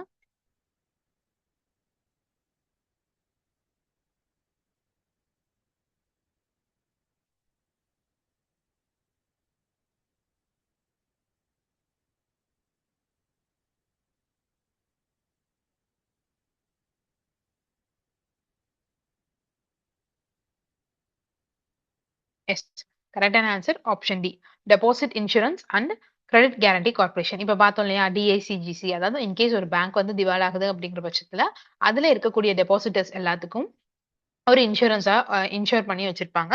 ஸோ அதுதான் இந்த டிஐசிஜிசி அப்படிங்கிறது. Okay. Now we are moving on to the next topic. இன்னைக்கான டாபிக் அடுத்து என்னன்னா ரிசர்வ் பேங்க் ஆஃப் இந்தியா. இந்திய ரிசர்வ் வங்கி. ரிசர்வ் பேங்க்னா என்ன? அவங்க எப்போ எஸ்டாப்ளிஷ் ஆனாங்க? ரிசர்வ் பேங்க் தான் நம்மளுடைய சென்ட்ரல் பேங்க் அப்படின்னு சொல்றோம். மத்திய வங்கி அப்படின்னு சொல்றோம். அது எஸ்டாப்ளிஷ் ஆனது ஏப்ரல் 1, 1935ல. யாருடைய ரெக்கமெண்டேஷன் படினா ஹில்டன் என் கமிஷனுடைய பரிந்துரையின் பேர்ல தான் இந்த ஒரு இன்ஸ்டிடியூஷன் அப்படிங்கிறது ஆரம்பிச்சாங்க. ஸோ இதுக்கான ஆக்ட் வந்தது எப்போ அப்படின்னா 1934ல reserve bank of India act. அதுக்கு கீழே தான் இந்த ஒரு இன்ஸ்டிடியூஷனை ஆரம்பிச்சிருக்காங்க. ஓகேங்களா? RBI plays a crucial role in இந்தியாவோட எக்கனாமிக் டெவலப்மெண்ட். எப்படின்னா by managing the credit and financial stability. நம்ம இந்தியாவோட நிதித்தன்மை எப்படி வந்து இவங்க நிர்வகிக்கிறாங்க அப்படின்னா, நம்மளுடைய கடன் மற்றும் நிதி இது எல்லாத்தையுமே வந்து ஒழுங்குபடுத்துறது மூலமா தான் இவங்க வந்து நம்மளுடைய பொருளாதாரத்த ரெகுலேட் பண்ணிட்டு வராங்க. சரிங்களா?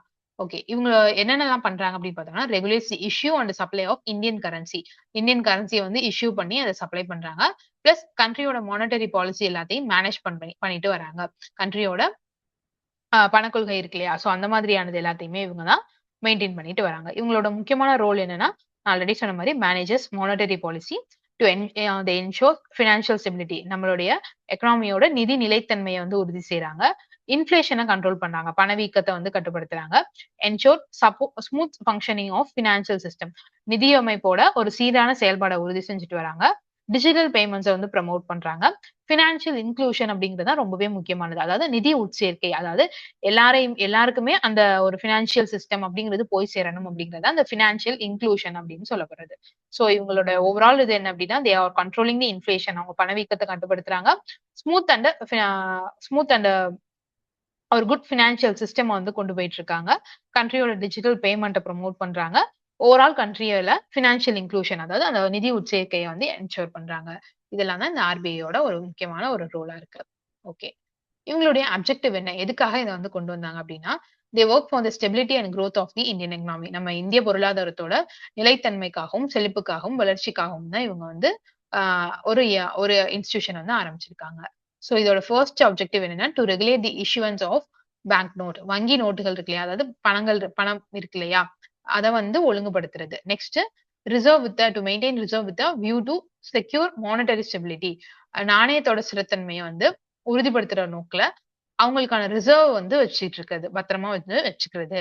அடுத்து 3வது to operate the current and currency system of the country to its advantage. அதாவது நாட்டோட நன்மைக்காக கிரெடிட் அண்ட் கரன்சி சிஸ்டம். கிரெடிட்னா கடன் வழங்குறது, கரன்சி அப்படிங்கிறது நாணய அமைப்பு. இது எல்லாத்தையுமே வந்து நாட்டோட நல்லதுக்காக அத வந்து ஆப்பரேட் பண்ணணும். அதுக்கு அந்த ஒரு எய்மா வச்சு இவங்க ஆரம்பிக்கப்பட்டிருக்காங்க.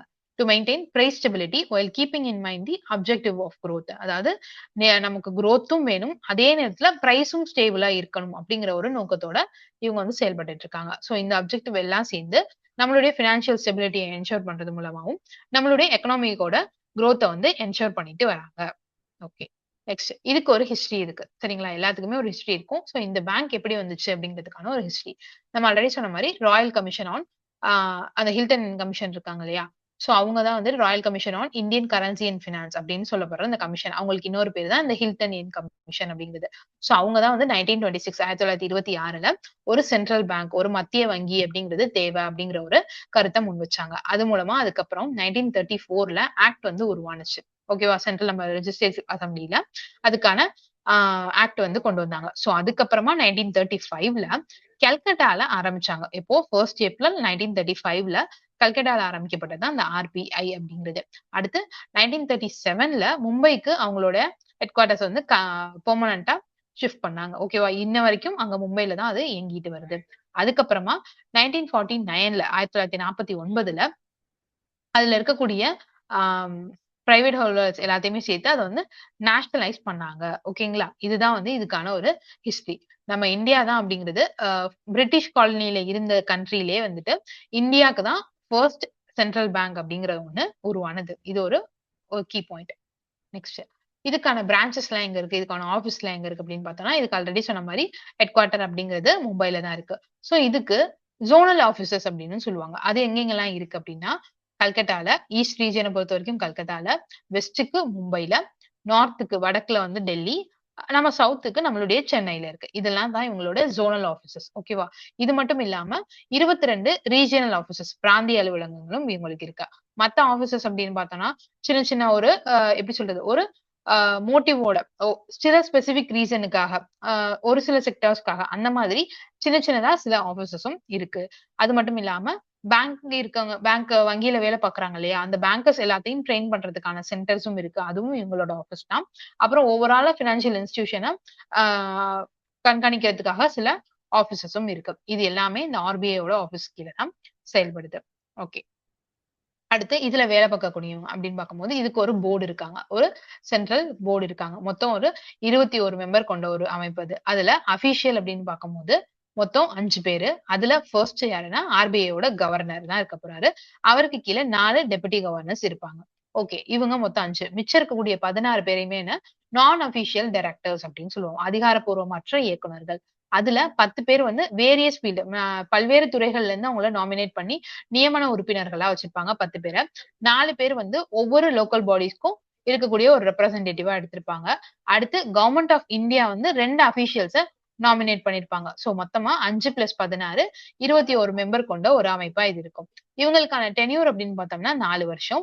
இவங்களுடைய ஃபங்ஷன் அப்படிங்கிறது ஓவரால் அந்த பேங்கிங் செக்டர் இது எல்லாத்தையுமே ஒரு ரெகுலேட் பண்ற ஒரு ஓவர்சீஸ் பண்றது தான் இவங்களுடைய வேலையா இருக்கும். சோ மொத்தம் 21 மெம்பர் கொண்ட ஒரு குழுவா தான் இவங்க செயல்பட்டுட்டு இருக்காங்க. நெக்ஸ்ட் நம்மள இப்ப இருக்கக்கூடிய கவர்னர் அப்படின்னு பார்த்தோம்னா சஞ்சய் மல்ஹோத்ரா. இவர் 26வது கவர்னரா இருக்காரு. இவர் அஸ்யூம் எப்ப ஆஃபீஸ்க்கு வந்தாரு அப்படின்னா 2024 டிசம்பர் 11ல வந்தாரு. இப்போ வரைக்கும் இவர் தான் இருந்துட்டு இருக்காரு. இவர் 1990 பேட்ச் ஒரு ஐஏஎஸ் ஆஃபீசர் ராஜஸ்தான் கேடரை சேர்ந்தவர். ப்ரீவியஸா இதுக்கு முன்னாடி மினிஸ்ட்ரி ஆஃப் பினான்ஸோட ரெவென்யூ செக்ரட்டரியா இருந்திருக்காரு. ஓகேங்களா? இப்போ இருக்கக்கூடிய 26th கவர்னர் யாருன்னா இவர் தான். இவருடைய ரோல்ஸ் அண்ட் ரெஸ்பான்சிபிலிட்டிஸ் அப்படின்னு பார்த்தோம்னா இவர் தான் ரிசர்வ் பேங்க் ஆஃப் இந்தியாவோட சீஃப் எக்ஸிக்யூட்டிவ். இவருக்கு கீழ தான் இந்த செயல்பாடுகள் எல்லாமே மானிட்டரி பாலிசியா இருக்கட்டும், மத்த ஆப்பரேஷன்ஸ் எல்லாமே இவருடைய மேற்பார்வையின் கீழ தான் செயல்படும். இவர அப்பாயிண்ட் பண்றது யாரு அப்படின்னா, கவர்ன்மெண்ட் ஆஃப் இந்தியா தான் அப்பாயிண்ட் பண்ணுவாங்க. இவருக்கான அத்தாரிட்டி எது மூலமா கிடைக்குது அப்படின்னா, Reserve bank of India act மூலமா தான் இவருக்கான அத்தாரிட்டி வழங்குறாங்க. ரெப்ரசன்ட்ஸ் ஆர்பிஐ அதாவது நேஷனல் லெவல்லயும் நம்ம இந்திய அரங்குலயும் சரி, சர்வதேச அரங்குக்கு போனாலும் சரி, நம்ம இந்தியாவ ரெப்ரசன்ட் பண்ற ஒரு ஆளா யார் இருப்பார்னா, இவங்க தான் இருப்பாங்க. இந்த ஆர்பிஐ கவர்னர் தான் இருப்பாங்க. சோ இவங்க மூலமா தான் நம்ம பினான்சியல் சிஸ்டமோட ஒரு இன்டெகிரிட்டி அப்படிங்கிறது உறுதிப்படுத்தப்படுது. ஓகேங்களா? சரி. நெக்ஸ்ட் இன்னும் சில முக்கியமான தகவல் அப்படின்னு பார்க்கும்போது, ஆர்பிஐயோட ஃபர்ஸ்ட் கவர்னரா யார் இருந்தார்னா, சர் ஓஸ்போர்ன் ஸ்மித் 1935ல இருந்து 1937 வரைக்கும். ஃபர்ஸ்ட் இந்தியன் கவர்னர் யாரு அப்படின்னு கேட்டா, சி.டி. தேஷ்முக் அவங்க தான் 1943ல இருந்து 1949 வரைக்கும் இருந்தாரு. மன்மோகன் Singh is the only prime minister of India who has served as the governor of RBI. அதாவது ஒரு ஆர்பிஐயோட கவர்னரா இருந்து பிரைம் மினிஸ்டர் ஆனது இதுவரைக்கும் ஒரே ஒரு ஆள் தான். அது யாருன்னா மன்மோகன் சிங் அவர்கள் தான். ஓகேவா? ஆர்பிஐயோட எம்பளம் அப்படின்னு பார்க்கும்போது அதுல ஒரு டைகரும் பாம் ட்ரீயும் இருக்கும். இதுதான் அதோட எம்பளமா இருக்கு. ஆர்பிஐக்கு 4 ஓன் சப்சிடரிஸ் இருக்காங்க. யார் யார் அப்படின்னா, அதாவது துணை நிறுவனங்கள் இருக்காங்க. யார் யாருன்னா, நம்ம ஆல்ரெடி பார்த்த டிஐசிஜிசி அவங்க. அப்புறம் Bharatiya reserve bank note Mudran private limited. இவங்க தான் காயின் மின்ட் பண்றதுக்கு அதுக்கெல்லாம் யூஸ் பண்றாங்க. அடுத்து reserve bank information technology private limited ReBIT அப்படின்னு சொல்லப்படுறவங்க. அடுத்து IFIS Indian financial technology and allied services IFTAS அப்படின்னு சொல்லப்படுறவங்க. சோ இவங்க எல்லாம் தான் ஆர்பிஐயோட ஓன் சப்சிடரிஸ். ஓகேங்களா? அடுத்து மானிட்டரி ஃபங்ஷன்ஸ் இவங்களோட அடுத்து எல்லாம் பார்த்தாச்சு. யார் யார் இருப்பா அப்படிங்கிறது தெரிஞ்சிருச்சு. அடுத்து ஆர்பிஐயோட ஃபங்ஷன் என்ன அப்படின்னு பார்க்கும்போது ஃபர்ஸ்ட் மானிட்டரி ஃபங்ஷன் பணவியல் சம்பந்தமான செயல்பாடுகள் என்னன்னா இவங்க தான் பேங்க் நோட் இஷ்யூ பண்ணுவாங்க. சோ இவங்களுக்கான RBI has a monopoly of issuing. அவங்களுக்கு அந்த ஒரு அவங்க ஒரு ஆள் மட்டும்தான் என்ன பண்ண முடியும் பேங்க் நோட்ஸ் இஷ்யூ பண்றதுக்கான அத்தாரிட்டி அவங்க ஒருத்தருக்கு மட்டும் தான் இருக்கு. Except ₹1 note. ஓகேவா? ₹1 நோட்டும் காயினும் தவிர மத்த எல்லா நோட்டுங்களையும் அச்சடிக்கிற இஷ்யூ பண்ற உரிமை யாருக்கு தான் இருக்கு? ஆர்பிஐக்கு தான் இருக்கு. ₹1 நோட்டும் காயின்ஸும் யார் பாத்துக்குவா அப்படின்னா கவர்மெண்ட் ஆஃப் இந்தியா பாத்துக்குவாங்க. ஆனா அது சர்க்குலேட் பண்றது யாருன்னா ஆர்பிஐ தான் சர்க்குலேட் பண்ணணும். RBI issues notes under the minimum reserve system குறைஞ்சபட்ச கையிருப்பு முறையின் கீழே தான் அதாவது அவங்க ஒரு சிஸ்டம் வச்சிருப்பாங்க. அதுல இவ்ளோ ரிசர்வேஷன் இருக்கணும் அப்படின்னு வச்சிருப்பாங்க. சோ அது போக மிச்சம் இருக்கக்கூடியதுதான் என்ன பண்ணுவாங்க சர்க்குலேஷனுக்கு கொண்டு வருவாங்க. அடுத்து பேங்கர் டு தி பேங்க். அது பேங்கர் டு தி கவர்மெண்ட். அது என்னன்னா அரசுக்கு வங்கியா செயல்படுறது. அரசுக்கு ஒரு சிச்சுவேஷன் வருது பணம் தேவைப்படுது அப்படிங்கிறப்ப இவங்க என்ன பண்ணலாம் ஆர்பிஐ கிட்ட போய் பணம் வாங்கிக்கலாம். எது மூலமா அப்படின்னா கவர்மெண்ட் அக்கௌண்ட் அவங்களுடைய ட்ரெஷரி இல்ல அவங்களுடைய பாண்டு செக்யூரிட்டி இதெல்லாம் ப்ரொவைட் பண்ணிட்டு அவங்க கிட்ட இருந்து பணம் வாங்கிக்கலாம். So they give monetary and financial advice to the government. ஒவ்வொரு கவர்மெண்ட்டுக்கும் பணம் மற்றும் நிதி சம்பந்தமான ஆலோசனைகளும் வழங்கிட்டு வராங்க. அடுத்து பேங்கர்ஸ் பேங்க், வங்கிகளுக்கான வங்கி. அதாவது என்ன பண்றாங்கன்னா அவங்களுடைய சிஆர்ஆர் அப்படிங்கறத வந்து வாங்கி வச்சுக்குவாங்க வங்கி கிட்ட இருந்து. சோ அவங்களுக்கான தேவைப்படுற போது ஃபினான்ஷியல் அசிஸ்டன்ஸ் ப்ரொவைட் பண்ணுவாங்க. எது மூலமானா பில் எக்ஸ்சேஞ்ச், அப்புறம் டி பில்ஸ் இந்த மாதிரி மூலமா பண்ணிட்டு வராங்க. அடுத்து லெண்டர் ஆஃப் லாஸ்ட் ரிசார்ட், இறுதி துணை வழங்குபவர். அதாவது ஒரு பேங்க் இருக்காங்க, உங்களுக்கு வேற வழியே இல்ல, அவங்களுக்கு ரொம்ப ஒரு கிரைசிஸ்ல போய் மாட்ட போற சமயத்துல யார் வந்து ஹெல்ப் பண்ணுவா? ஆர்பிஐ தான் ஹெல்ப் பண்ணுவாங்க. அவங்க தான் பணம் கொடுத்து நிதியுதவி பண்ணுவாங்க. சோ அதனாலதான் அவங்க என்ன பண்றாங்க, லெண்டர் ஆஃப் லாஸ்ட் ரிசார்ட் அப்படிங்கறது சொல்றாங்க. இறுதி துணை வழங்குபவர் அப்படின்னு சொல்றாங்க. அடுத்து custodian and manager of foreign exchange reserve, அந்நிய செலவாணிகளை வந்து அவங்க தான் வந்து பாதுகாத்துட்டு வருவாங்க. யாரு? ஆர்பிஐ அப்படிங்கிறது. அடுத்து controller of credit or money supply. கிரெடிட்னா என்ன? கடன். சோ அந்த கடனை வந்து கண்ட்ரோல் பண்றது. அப்புறம் வந்து பணப்புழக்கத்தை வந்து பண சப்ளை இருக்கு இல்லையா, பணம் அந்த இது இருக்கு இல்லையா, மணி சப்ளை இருக்கு இல்லையா, அது எல்லாத்தையுமே கண்ட்ரோல் பண்ணிட்டு வர்றது யார் தான்? ஆர்பிஐ தான். சோ அப்படி அது பண்றது மூலமா தான் என்ன பண்ண முடியும்? இன்ஃபிளேஷனை கண்ட்ரோல் பண்ண முடியும். இன்ஃபிளேஷன், டிஃபிளேஷன் எதுவா இருக்கட்டும் அது எல்லாத்தையும் கண்ட்ரோல் பண்ண முடியும். ஒரு ஸ்டேபிளான ஒரு எக்கனாமியை கொண்டு போக முடியும். சோ இந்த மாதிரியான மானிட்டரி ஃபங்க்ஷன்ஸ் எல்லாத்தையும் பேஸ் பண்ணி தான் நம்மளுடைய எக்கனாமியோட growth அப்படிங்கிறது இருக்கு. சோ அது எல்லாத்தையுமே பார்த்துட்டு வர்றதுதான் யாரு? ஆர்பிஐ அப்படிங்கிறவங்க அவங்களுடைய மானிட்டரி ஃபங்க்ஷன் மூலமா பார்த்துட்டு வராங்க. Okay, next general functions, monetary function, பணம் சம்பந்தமான வேலை எல்லாத்தையும் பார்த்துட்டோம். பொதுவான செயல்பாடுகள்லாம் என்ன அப்படின்னு பார்த்தோம்னா, அவங்க தான் வந்து பேங்க் வந்து ரெகுலேட் பண்ணுவாங்க. ஆல்ரெடி பார்த்துட்டோம். ஆக்ட் வந்து 1934, 1949 ஆக்ட் மூலமா ரெகுலேட் பண்ணுவாங்க. அப்புறம் வந்து ப்ரமோஷனல் ஃபங்க்ஷன்ஸ் அப்படின்னு பார்த்தோம்னா, நம்மளோட இந்தியாவோட பினான்சியல் சிஸ்டம் ப்ரமோட் பண்றதே இவங்க தான். அதாவது பேங்க் மக்களுக்கு வந்து அந்த ஒரு பேங்கிங் ஹேபிட் அப்படிங்கறத இவங்க தான் கொண்டு வந்தாங்க. அந்த சேவிங்ஸ் பண்றதுக்கான அந்த ஹேபிட் இது எல்லாமே இவங்க தான் கொண்டு வந்தாங்க. அப்புறம் பினான்சியல் இன்க்ளூஷன், நிதி உட்சேர்க்கையை வந்து ஊக்குவிக்கிறது. கன்சியூமருக்கு வந்து அவங்களுக்கு எப்படி வந்து விழிப்புணர்வோட இருக்கணும், அவங்களோட எப்படி பாதுகாத்துக்கணும் அப்படிங்கிற மாதிரியான அவேர்னஸ் கொடுக்கறது. அப்புறம் டிஜிட்டல் இந்தியா இனிஷியேட்டிவ்ஸ் இது எல்லாமே ப்ரமோட் பண்றது யாரு தான்? நம்மளுடைய ஆர்பிஐ தான். சோ இது எல்லாமே அவங்களுடைய செயல்பாடுகள் தான். Next currency notes printing and coin minting in India. Currency இந்தியாவோட நாணயத்தாள்கள் அச்சிடுறதும் நாணயங்களை தயாரிக்கிறதும் யாரு அப்படின்னு பார்த்தோம்னா, கரன்சி நோட்ஸ் பிரிண்டிங் அப்படின்னு பார்க்கும்போது 4 இடங்கள் இருக்கு. எங்க? நாசிக் மகாராஷ்டிரா, தேவாஸ் மத்திய பிரதேஷ், மைசூர் கர்நாடகா, சால்வோனி வெஸ்ட் பெங்கால். இங்க எல்லாம் தான் கரன்சி வந்து பிரிண்ட் பண்ணிட்டு இருக்காங்க. அதுல வந்து நாசிக்கும் தேவாஸும் கவர்மெண்டோட ஓன் ஓன் இதுதான். மைசூர்லயும் சால்போனி பிரசஸ் 2மே வந்துட்டு ஆர்பிஐ ஓன் பண்ணியிருக்காங்க. யார் மூலமானா அந்த ரீபிட் நம்ம ஆல்ரெடி சொன்னோம் இல்லையா, சாரி ரீபிட் இல்ல, BRBN ML, Bharatiya reserve bank note Mudran, அவங்க மூலமா பண்ணிட்டு வராங்க. அடுத்து காயின் மின்ட், காயின்லாம் எங்க வந்து தயாரிக்கிறாங்க அப்படின்னு பார்த்தோம்னா அதுவும் 4 இடம்.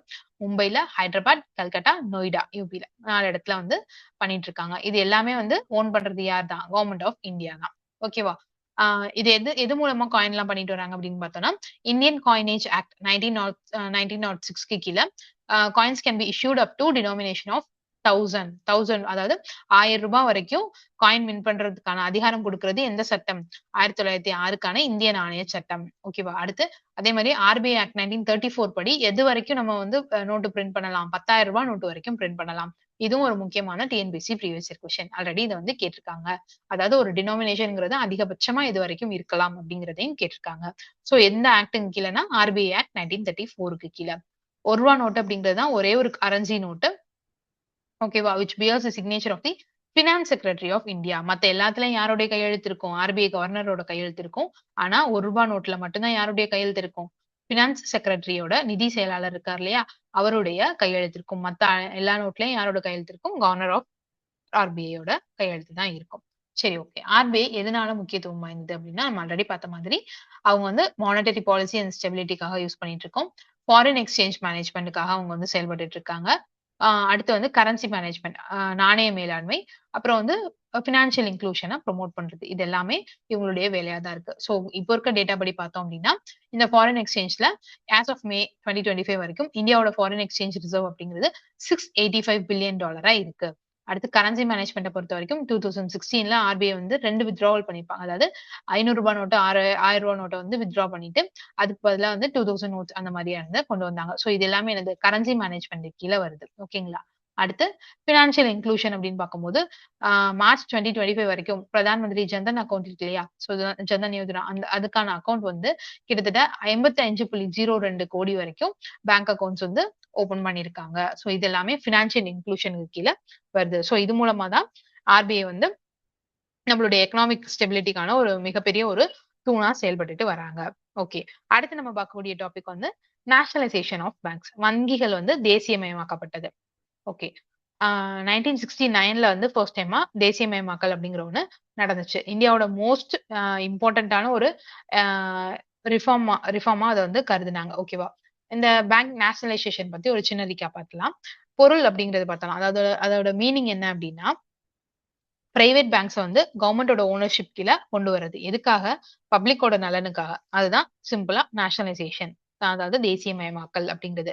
எது அடிப்படை கீழனா, banking companies acquisition and transfer of undertakings ordinance 1969க்கு கீழ தான் அத கொண்டு வந்தாங்க. அதாவது வங்கி நிறுவனங்கள் கையகப்படுத்தல் மற்றும் பொறுப்புகள் மாற்றம் அவசர சட்டம் ஆர்டினன்ஸ் போட்டது தான் இத வந்து இந்த நேஷனலைசேஷன் அப்படிங்கிறது நடந்துச்சு. எப்போ 1969ல சரிங்களா? இதுக்கான கிரைட்டீரியா அப்படின்னு பார்க்கும்போது 50 க்ரோர்ஸ் ஓகேவா? எந்த பேங்க்ஸ்லாம் வந்துட்டு 50 கோடிக்கு அதிகமான டெபாசிட்ஸ் வச்சிருக்காங்களோ அவங்கள செலக்ட் பண்ணாங்க. ஸோ அது மூலமா நேஷனலைசேஷன் அப்படிங்கிறது நடந்துச்சு. மொத்தமா 20 பேங்க் இதுவரைக்கும். 1969ல 14 வங்கிகள், 1980ல வந்து 6 வங்கிகள்னு மொத்தம் 20 பேங்க் இதுவரைக்கும் நேஷனலைஸ் ஆயிருக்கு. ஸோ இது மூலமா வந்து பேங்கோட குரோத்தும் அதிகமாயிருக்கு. பிரான்ச்சஸோட குரோத்தும் அதிகமாயிருக்கு. கிட்டத்தட்ட 8,000த்துல இருந்தது. இப்போ வந்து 1990ல 60,000 வரைக்கும் உயர்ந்திருக்கு. ஓகேவா? ஸோ இந்த பேங்க் நேஷனலைசேஷன் மூலமா பேங்கிங்ல பப்ளிக்கான ஒரு நம்பகத்தன்மை, அப்புறம் வந்து பேங்க்குக்கு மத்த எல்லாருக்குமே ஈஸியா போய் ரீச் ஆகுற மாதிரியான ஒரு சிச்சுவேஷன் வந்து இந்த பேங்க் நேஷனலைசேஷன் மூலமா தான் நடந்தது. ஓகே. இதுக்கான பேக்கிரவுண்ட் இது எதனால நடந்துச்சு அப்படின்னு பார்த்தோம்னா, பிளான்ட் எக்கனாமி நம்ம ஆல்ரெடி பார்த்த மாதிரி இண்டிபெண்டன்ஸ் வாங்குனதுக்கு அப்புறமா இந்தியா வந்து ஒரு சோசியலிஸ்ட் இதா இருந்துச்சு. சோ அவங்க என்ன பண்ணாங்க, பேங்கிங்க தான் ஒரு கீ ஃபேக்டரா யூஸ் பண்ணாங்க. நம்ம எல்லாரையும் ஒரு ஒருங்கிணைக்கிறதுக்கு, எல்லா ரிசோர்ஸஸையும் ஒருங்கிணைக்கிறதுக்கு அததான் வந்து பேங்க தான் வந்து ஒரு கீ ஃபேக்டரா யூஸ் பண்ணாங்க. அப்படி இருக்கும்போது பப்ளிக்கோட டாமினன்ஸ் வந்து அதாவது பிரைவேட்டோட டாமினன்ஸ் அப்படிங்கிறதும் வேணும் அப்படின்னு நினைச்சாங்க. நம்ம பிரைவேடைசேஷன்ல பார்த்தோம் இல்லையா? 1969க்கு முன்னாடி வரைக்கும் பேங்கிங் அப்படிங்கிறது மொத்தமா பிரைவேட்டால கண்ட்ரோல் பண்ணப்பட்டதா இருந்துச்சு. ஓகேவா? அது மட்டும் இல்லாம அர்பன் ஏரியாஸ்ல மட்டும் தான் அது நகர்ப்புறத்துல மட்டும் தான் அதிகமா இருந்துச்சு. அவங்க வந்து அக்ரிகல்ச்சர் அப்படிங்கிற ஒண்ணு வந்து பெருசா வந்து கண்டுக்கல. 3வது காரணம் ஸ்டேட் இன்டர்வென்ஷன். சோ அரசு வந்து தலையிட ஆரம்பிச்சாங்க. 1955ல வந்து ஸ்டேட் பேங்க் வந்து நேஷனலைஸ் ஆனுச்சு. அதுக்கப்புறமா 1969ல வந்து பேங்கிங் சோசியல் கண்ட்ரோல் அதாவது வங்கி வந்து சமூக கட்டுப்பாட்டின் கீழ வந்துச்சு. சோ இதுக்கான ஏர்லி ஸ்டெப்ஸ் அப்படின்றது தான் இந்த 1955லயும் 67லயும் நடந்துச்சு. அதுக்கப்புறமா தான் இந்த நேஷனலைசேஷன் அப்படிங்கிற ஒண்ணு 69ல வந்திருக்கும். ஓகே. இதுக்கான ரீசன்ஸ் என்னென்ன அப்படின்னு பார்த்தோம்னா, ஃபர்ஸ்ட் பிளான்ட் டெவலப்மென்ட். அதாவது 5 இயர் பிளான் இதெல்லாம் மூலமா ஒரு நல்ல ஒரு பிளான்ட் எக்கனாமிய கொண்டு வரணும் அப்படின்னு நினைச்சோம். அது 2வது அக்ரிகல்ச்சுரல் கிரெடிட். ஓகே நம்ம எல்லாமே பிளான் பண்ணி கொண்டு போகணும்னு நினைக்கிறோம். ஆனா அக்ரிகல்ச்சர பெருசா எந்த வங்கியுமே கருதுறது இல்ல. சோ வந்து நம்ம நேஷனலைஸ் பண்ணி அவங்களுக்குமான தேவைகள வந்து பூர்த்தி செஞ்சு, அந்த செக்டார் மூலமா எக்கனாமிய குரோத் பண்ணணும் அப்படின்னு நெனச்சோம். 3வது எக்கனாமிக் ஷாக். அந்த டயத்துல இருந்த சைனா அண்ட் பாகிஸ்தான் வார், அப்புறம் வந்து நடந்த ஃபுட் ஷார்டேஜ் இது எல்லாமே ஒரு காரணமா இருந்துச்சு. 4வது கிரெடிட் ஃப்ளோ இன்இக்வாலிட்டி. அதாவது கடன் வழங்குறதுல வந்து சமம் இல்லாம இருந்தது. ஏன்னா பிரைவேட் தானே பார்த்துட்டு இருந்தாங்க. சோ அந்த அளவுக்கு அவங்க எஃபிஷியன்ட்டா கொண்டு போகாம இருந்தது. 5வது வைடர் ஆக்சஸ். விரிவான அணுகல் எல்லாருக்கும் கிடைக்கணும். பிரைவேட் செக்டார பொறுத்தவரைக்கும் அர்பன் ஏரியாஸ்ல தான் இருந்துச்சு. ரூரல் ஏரியாஸ் வந்து அவங்க கம்ப்ளீட்டா தவிர்த்துட்டாங்க. சோ வந்து எல்லா ஏரியாக்கும் வைடர் ஆங்கிள்ல நம்ம வந்து புரொவைட் பண்ணணும் அப்படிங்கிறதுக்காக கொண்டு வரப்பட்டது தான் இந்த நேஷனலைசேஷன் சொல்லப்படுற தேசியமயமாக்கல். ஓகேங்களா? மத்த தேவைகள் என்ன அப்படின்னு பார்த்தோம்னா, சோசியல் வெல்ஃபேர் இருக்கணும். அடுத்து வந்து மோனோபோலிய வந்து கம்மி பண்ணணும். அதாவது அவங்களுடைய தனியாரோட ஆதிக்கத்த கம்மி பண்ணணும். பினான்சியல் இன்க்ளூஷன் எல்லாத்துக்கும் நிதிய வந்து உள்ளடக்குனதா இருக்கணும். அப்புறம் ரீஜினல் இம்பேலன்ஸ். ஏன்னா ஒரு இடத்துல இருக்கு, ஒரு இடத்துல இல்ல. அர்பன்ல இருக்கு, ரூரல்ல இல்லங்கும்போது அந்த ரீஜினல் இம்பேலன்ஸ குறைக்கணும். கிரெடிட் அப்படிங்கிறது முக்கியமான பிரியாரிட்டி செக்டார் அக்ரிகல்ச்சர் மாதிரியான பிரியாரிட்டி செக்டாருக்கு கடன் வழங்கணும். சோ இது மாதிரியான ரீசன்ஸ்க்காக தான் கொண்டு வந்தாங்க. நெக்ஸ்ட் என்னென்ன மாதிரியான கட்டங்கள்ல வந்துச்சுன்னா, நம்ம ஆல்ரெடி சொன்ன மாரி ஃபர்ஸ்ட் பார்ட் வந்து 1955ல ஸ்டேட் பேங்க் ஆஃப் இந்தியா அவங்க பண்ணியிருப்பாங்க. 3 இம்பீரியல் பேங்க்ஸ வந்துட்டு எஸ்பிஐ கூட மெர்ஜ் பண்ணியிருப்பாங்க. இதுதான் வந்து ஃபர்ஸ்ட் பப்ளிக் செக்டார் பேங்கா வந்து அதுக்கப்புறம் எஸ்பிஐ தான் உருவாயிருக்கும்.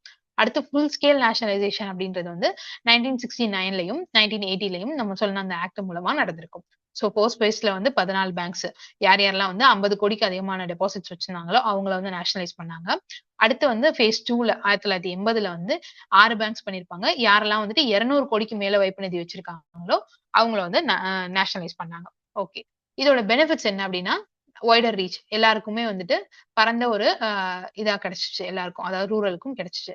பிரான்ச்சோட எக்ஸ்பான்ஷன் ஆல்ரெடி சின்ன சின்ன ஏரியாலையுமே பிரான்ச் வந்து நிறைய ஓபன் பண்ணாங்க. பிரியாரிட்டி செக்டார் லெண்டிங், முன்னுரிமை துறைக்கு கடன் அளிச்சாங்க. அக்ரிகல்ச்சர், எம்எஸ்எம்இ, மத்த சர்வீஸ் செக்டார் இவங்க எல்லாத்துக்குமே வந்து முன்னுரிமை கொடுத்து கடன் வழங்குனாங்க. அடுத்து மொபிலைசேஷன் ஆஃப் சேவிங்ஸ், சேமிப்புகளை திரட்டுறது. அடுத்து கிரெடிபிலிட்டியை வந்து இம்ப்ரூவ் பண்றது, அவங்களுடைய நம்பகத்தன்மையை வந்து மேம்படும். பிரைவேட் செக்டாரோட பப்ளிக் கிட்ட இருக்கு அப்படிங்கிறப்போ மக்களுக்கு ஒரு நம்பகத்தன்மை வந்து இருக்கும். ஸோ கடைசியா தான் பொருளாதார வளர்ச்சி, எக்கனாமியோட டெவலப்மெண்ட் நடந்தது. இது எல்லாத்துக்குமே எதனாலதான் நடந்துச்சு? நேஷனலைசேஷன் அப்படிங்கிற ஒரு விஷயம் மூலமா தான் நடந்துச்சு. ஸோ 14 பேங்க்ஸ் வந்து நேஷனலைஸ் ஆனிச்சுன்னு பார்த்தோம். அது யார் யாருன்னா அலகாபாத் பேங்க், இப்போ வந்து அது இந்தியன் பேங்கா இருக்கு. Bank of India, bank of Baroda, bank of Maharashtra, central bank of India, Canara bank, Dena bank, இப்போ வந்து பேங்க் ஆஃப் பரோடா கூட அது மர்ஜ் ஆயிருச்சு. Indian overseas bank IOB, Indian bank, Punjab national bank, syndicate bank வந்து இப்போ கனரா பேங்கோட மர்ஜ் ஆயிருச்சு. யூனியன் பேங்க் ஆஃப் இந்தியா, அடுத்து வந்து யுனைடெட் பேங்க் ஆஃப் இந்தியா, அது வந்து இப்போ பஞ்சாப் நேஷனல் பேங்க் கூட மர்ஜ் ஆயிடுச்சு. அடுத்து யூகோ பேங்க், இவங்க எல்லாம் வந்து ஒரு பிரைவேட்டா இருந்தவங்க 1969ல நேஷனலைஸா மாறுச்சு. நெக்ஸ்ட் 6 பேங்க்ஸ் வந்து 1980ல வந்திருக்கும் இல்லையா, 200 கோடிக்கு மேல யார் யாரெல்லாம் வைப்பு வச்சிருந்தாங்களோ அவங்க. ஸோ அவங்கன்னு பார்க்கும்போது Andhra bank, corporation bank, new bank of India, oriental bank of commerce, Punjab and Sind bank, Vijaya bank இவங்க எல்லாமே வந்துட்டு 1980ல மர்ஜ் ஆனவங்க. ஓகேவா? இந்த செகண்ட் ரவுண்ட் ஆஃப் நேஷனலைசேஷன்ல வந்து கவர்மெண்ட் ஆஃப் இந்தியாவோட control around 91% of banking business, அதாவது கிட்டத்தட்ட 91% ஆஃப் பேங்கிங் பிசினஸ்ல வந்துட்டு கவர்மெண்டோட கண்ட்ரோல் வந்து இந்த 2வது ஃபேஸ்க்கு அப்புறமா தான் வந்துச்சு அப்படின்னு சொல்லியிருக்காங்க. அடுத்து 1955ல வந்து ஆல்ரெடி அந்த எஸ்பிஐ கீழ 3 இம்பீரியல் பேங்க்ஸ் வந்து மர்ஜ் ஆயிருக்கும் அப்படிங்கறத பார்த்தோம். அடுத்து வந்து 1959ல வந்து எஸ்பிஐயோட ஒரு 7 துணை வங்கிகள் வந்து சப்சிடரிஸ் வந்து ஜாயின் பண்ணிருப்பாங்க. அது எதுனா state bank of Patiala, state bank of Hyderabad, Bikaner and Jaipur, Mysore, Travancore, Saurashtra, Indore இவங்க எல்லாமே வந்து 1959ல எஸ்பிஐ கூட மொத்தமா வந்து மர்ஜ் பண்ணிருப்பாங்க. இப்போ கடைசியா 2017ல இந்த பேங்க்ஸ் எல்லாத்தையுமே என்ன பண்ணினாங்கன்னா ஸ்டேட் பேங்க் ஆஃப் இந்தியா கூட மர்ஜ் பண்ணாங்க. சரிங்களா? இது எல்லாமே இந்த 7 பேங்க்ஸையும் வந்து நேஷனலைஸ் பண்ணது 1959ல. அதுக்கப்புறமா வந்துட்டு அதுக்கப்புறமா வந்துட்டு இந்த 7 பேங்க்ஸ் இருக்கு இல்லையா, அத வந்து எஸ்பிஐ கூட மர்ஜ் பண்ணது 2017ல.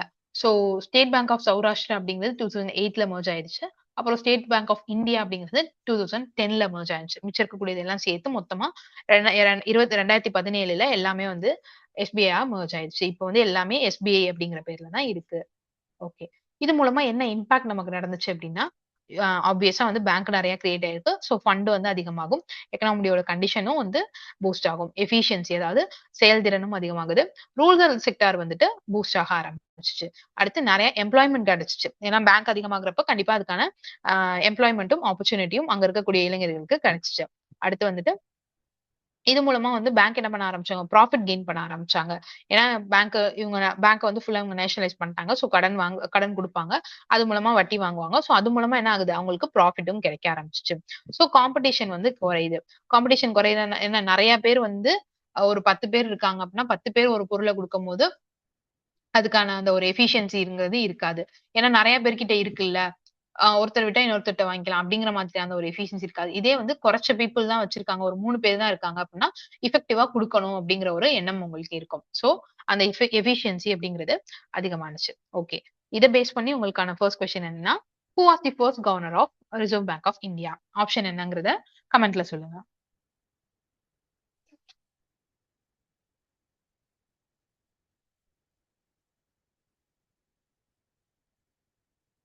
ஆப்ஷன் ஏ ஓஸ்பான் ஸ்மித் அப்படிங்கிறது தான் கரெக்டான answer.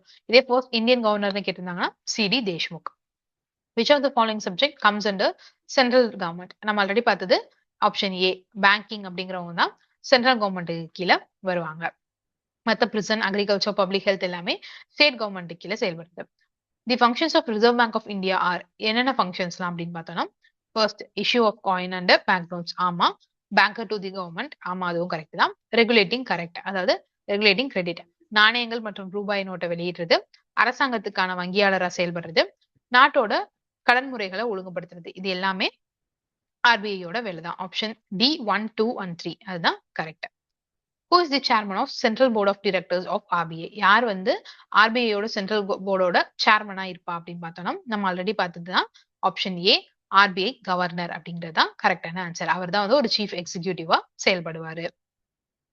In Tamil Nadu there are எத்தனை ரீஜனல் ரூரல் பேங்க்ஸ் வந்து ஃபங்க்ஷன் ஆகிட்டு இருக்கு. என்னென்ன அப்படின்னு பார்த்தோம்னா, இது வந்து முன்னாடி கேட்ட கேள்வி. அதாவது டிஎன்பிசில இதுக்கு முன்னாடி கேட்டது. ஆனா இப்ப வந்து ஒரே ஒரு ரீஜனல் ரூரல் பேங்க் ஆர்ஆர்பி தான் இருக்கு. That is Tamil Nadu Gramin bank. ஆனா இதுக்கான correct answer option B 2 Pallavan Grama bank and Pandian கிராம பேங்க். ரெண்டையும் மர்ஜ் பண்ணி தான் இப்போ டிஎன் கிராமின் பேங்க் அப்படிங்கிற ஒரு நேம்ல செயல்பட்டுட்டு வருது. Why the Reserve Bank of is called the lender of last resort? இந்திய ரிசர்வ் வங்கி ஏன் இறுதிநிலை கடன் ஈவோன் என்று அழைக்கப்படுகிறது? ஃபர்ஸ்ட் வந்து இது பிரிண்ட்ஸ் தி கரன்சி நோட்ஸ், அதாவது இது காகித பணத்தை அச்சடிக்கிறது. இட் மின்ஸ் தி காயின், இது நாணயங்களை வார்க்கிறது. At time of crisis it is just only source capable of lending for commercial bank. நெருக்கடி காலங்கள்ல வணிக வங்கிகளுக்கு கடன் வழங்கக்கூடிய ஒரே ஆதாரமாக இது இருக்கு. At time of crisis banks lend to reserve bank, அதாவது நெருக்கடி காலங்கள்ல வங்கிகள் வந்து ரிசர்வ் வங்கிக்கு கடன் வழங்குகின்றன அப்படின்னு சொல்லியிருக்காங்க. இதுல எது கரெக்ட்னா ஆப்ஷன் சி 3 ஒன்லி அப்படிங்கிறது தான் கரெக்ட். அதாவது நெருக்கடி காலங்கள்ல கமர்ஷியல் பேங்க்ஸுக்கு இவங்க தான் வந்து கடன் கொடுக்குறாங்க. சோ அதனாலதான் இதை வந்து என்ன சொல்றாங்க, லெண்டர் ஆஃப் லாஸ்ட் ரிசார்ட் அப்படின்னு சொல்றாங்க. இந்திய ரிசர்வ் வங்கியினை ஏன் கடைசி நிலை கடன் ஈவோன் என்று அழைக்கிறோம்? அதே சேம் அதுதான் பார்த்திருக்கோம். Okay, stay tune. நம்மளுடைய சேனல் சப்ஸ்கிரைப் பண்ணிக்கோங்க. சேனலை தொடர்ந்து வாட்ச் பண்ணிட்டு வாங்க. நம்மளுடைய வீடியோஸ் எல்லாமே உங்களுக்கு கண்டிப்பா யூஸ்ஃபுல்லா தான் இருக்கும். All the best and thank you. இது சம்பந்தமான ஏதாவது உங்களுக்கு கொஸ்டின்ஸ் இருந்துச்சுனாலோ, இல்ல சம்பந்தமான கொஸ்டின்ஸ் இருந்துச்சுனாலோ, இந்த நம்பருக்கு கான்டாக்ட் பண்ணுங்க. உங்களுடைய டவுட்ஸ் என்னன்னு கேளுங்க. நம்ம ஆல்ரெடி சொன்ன மாரி ஜூன் 15ல வந்து நம்மளுடைய பேட்ச் வந்து ஸ்டார்ட் ஆக போகுது. ஸோ லிமிடெட் சீட்ஸ் தான் இருக்கு. உங்களுக்கான புக்கிங் வந்து இந்த நம்பருக்கு கால் பண்ணி என்ஷூர் பண்ணிக்கோங்க. தேங்க்யூ. இன்னொரு வீடியோல பார்க்கலாம்.